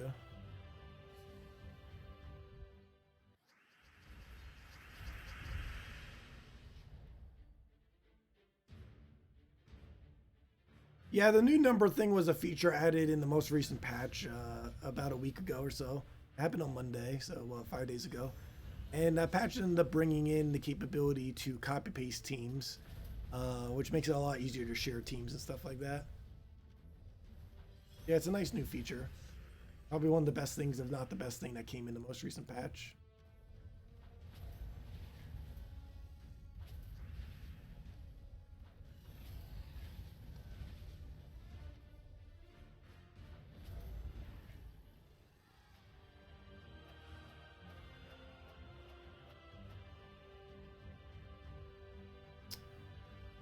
That is really weird, Corn. You might want to contact the devs on that or something. You should be able to copy-paste teams. Also, are you doing it correctly? Because you might just be trying to... Oh, no. Let me go try doing that real quick. Let me just go copy-paste this. No, you should be able to do that. Like, if you own all the troops, you definitely should. But even if you don't, it should still put them in. Yeah, can someone go post a team with guard, the most recent mythic? Doesn't matter what the team is, as long as it has guard in it. The guy can kind of show what I mean, or how it's supposed to work. Yeah, if anyone could post any team with guard, that'd be great. Doesn't even matter what the team is, just anything with guard. The new guard, the mythic just came out. I don't currently own them, so I get them later. I have the resources to go get them. I just haven't did it yet because I want to record it when I do.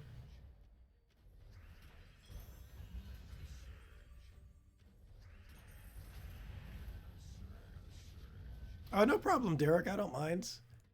Let's see. You just crafted your first Fangowolf. Very nice. What is a good soul farming team? You only have one copy. What supplement mentioned? Dragon Soul, Fangowolf, Azarus, and anything with Purple Storm. The two main options being Fangowolf fully traded, or any hero class with Purple Storm.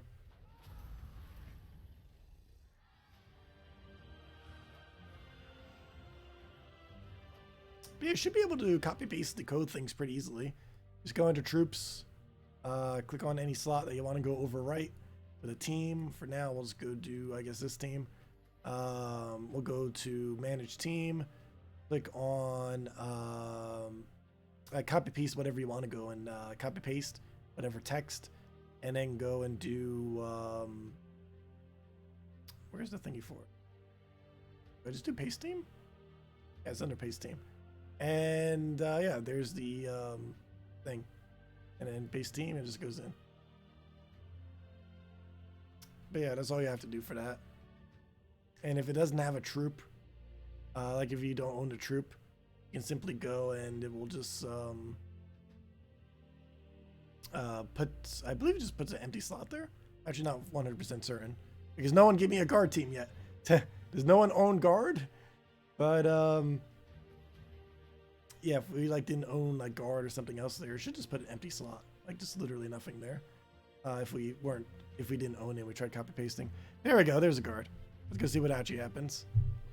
There we go. Troops. Let's see. What happens when you don't own a troop? That's not the team I want to overwrite. Where's the other one? Right over here. Manage team, paste team. Did it get replaced with guard's wall?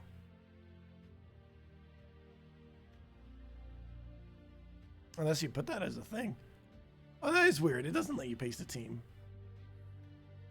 Ah, you're right. Huh. That is strange. You're supposed to be able to.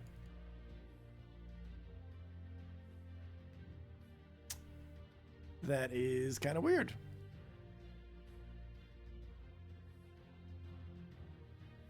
Yeah, it won't let me paste it. That is really weird. Okay, yeah, you're right. I think that's a oversight on their part. You're supposed to be able to. You're definitely supposed to be able to. And it's supposed to just leave a empty hole or something for the replacements. Or just put some kind of random thing there instead of what was actually supposed to be there.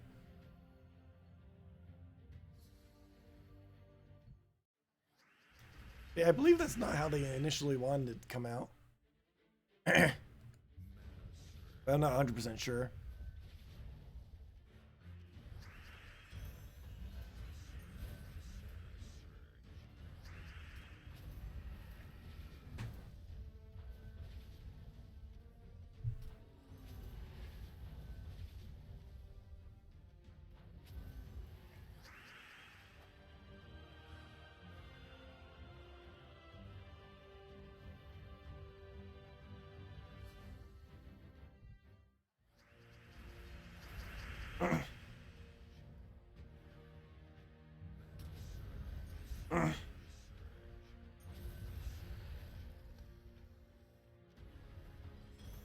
Why did I do that? I should have hit the last slot.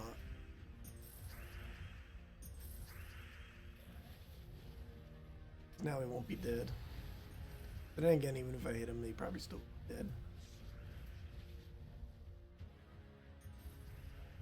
Yes, the pace option should work on every platform except for Switch, because Switch doesn't have it. But every other platform it should work on.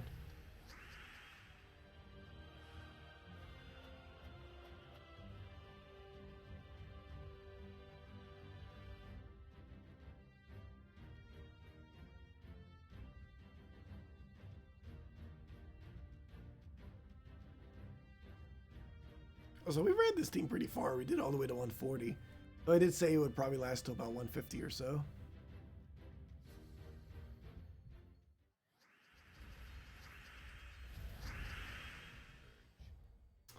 Yeah, that would be cool if they did have dimmed versions of troops that you could have. And that might be a way to fix what the current issue is with that too. So in case you ever do get it, you would have it set up. It would be pretty cool if that was an option. Having dimmed troops so that you can put unowned troops into teams, and you could also end up copy pasting other people's unowned stuff to keep it for later use, so you don't have to remember what the team is. Yeah, that would be a pretty cool feature. Not sure how hard that would be to implement, but definitely would be nice if they did. Like as I mentioned, I did say I would give out a code during this Volky. And I guess if anyone else has any other questions, let me know. And I'll just get to them now. Otherwise, I think I'm going to start ending out the stream then. Because my throat's really bothering me and I want to go get something for it. At least make some tea if nothing else for it. Or something. Because I can't really keep talking like this. Now I want to rest up so I can actually record the videos before the end of this weekend. Might be a little bit later than I want to record them, but I definitely want to record them before the weekend ends, that's for sure. And can't do it if my throat's like this. Let's see, we'll copy paste that. There you guys go. There is the code for any of you that want to go use it. Word.com in the game code section. Your invite code's found right over there. Redeem code's right over there in chat. Just copy paste everything. Same reward as always. 2 treasure maps, 1 gem key, 200 souls, and 2,500 gold. And works on PC mobile version. And there you guys go. And thank you, Charles. Let's see, if you do have 3 gargoyles, what would be the 4th troop in your delve team? You can end up doing apothecary, but you can't do this for this specific delve. You could also do something like Catcher's the Bull, Tina 9000 or something similar. Or just any other mana generator like Cockroach or something, which is usable in this faction.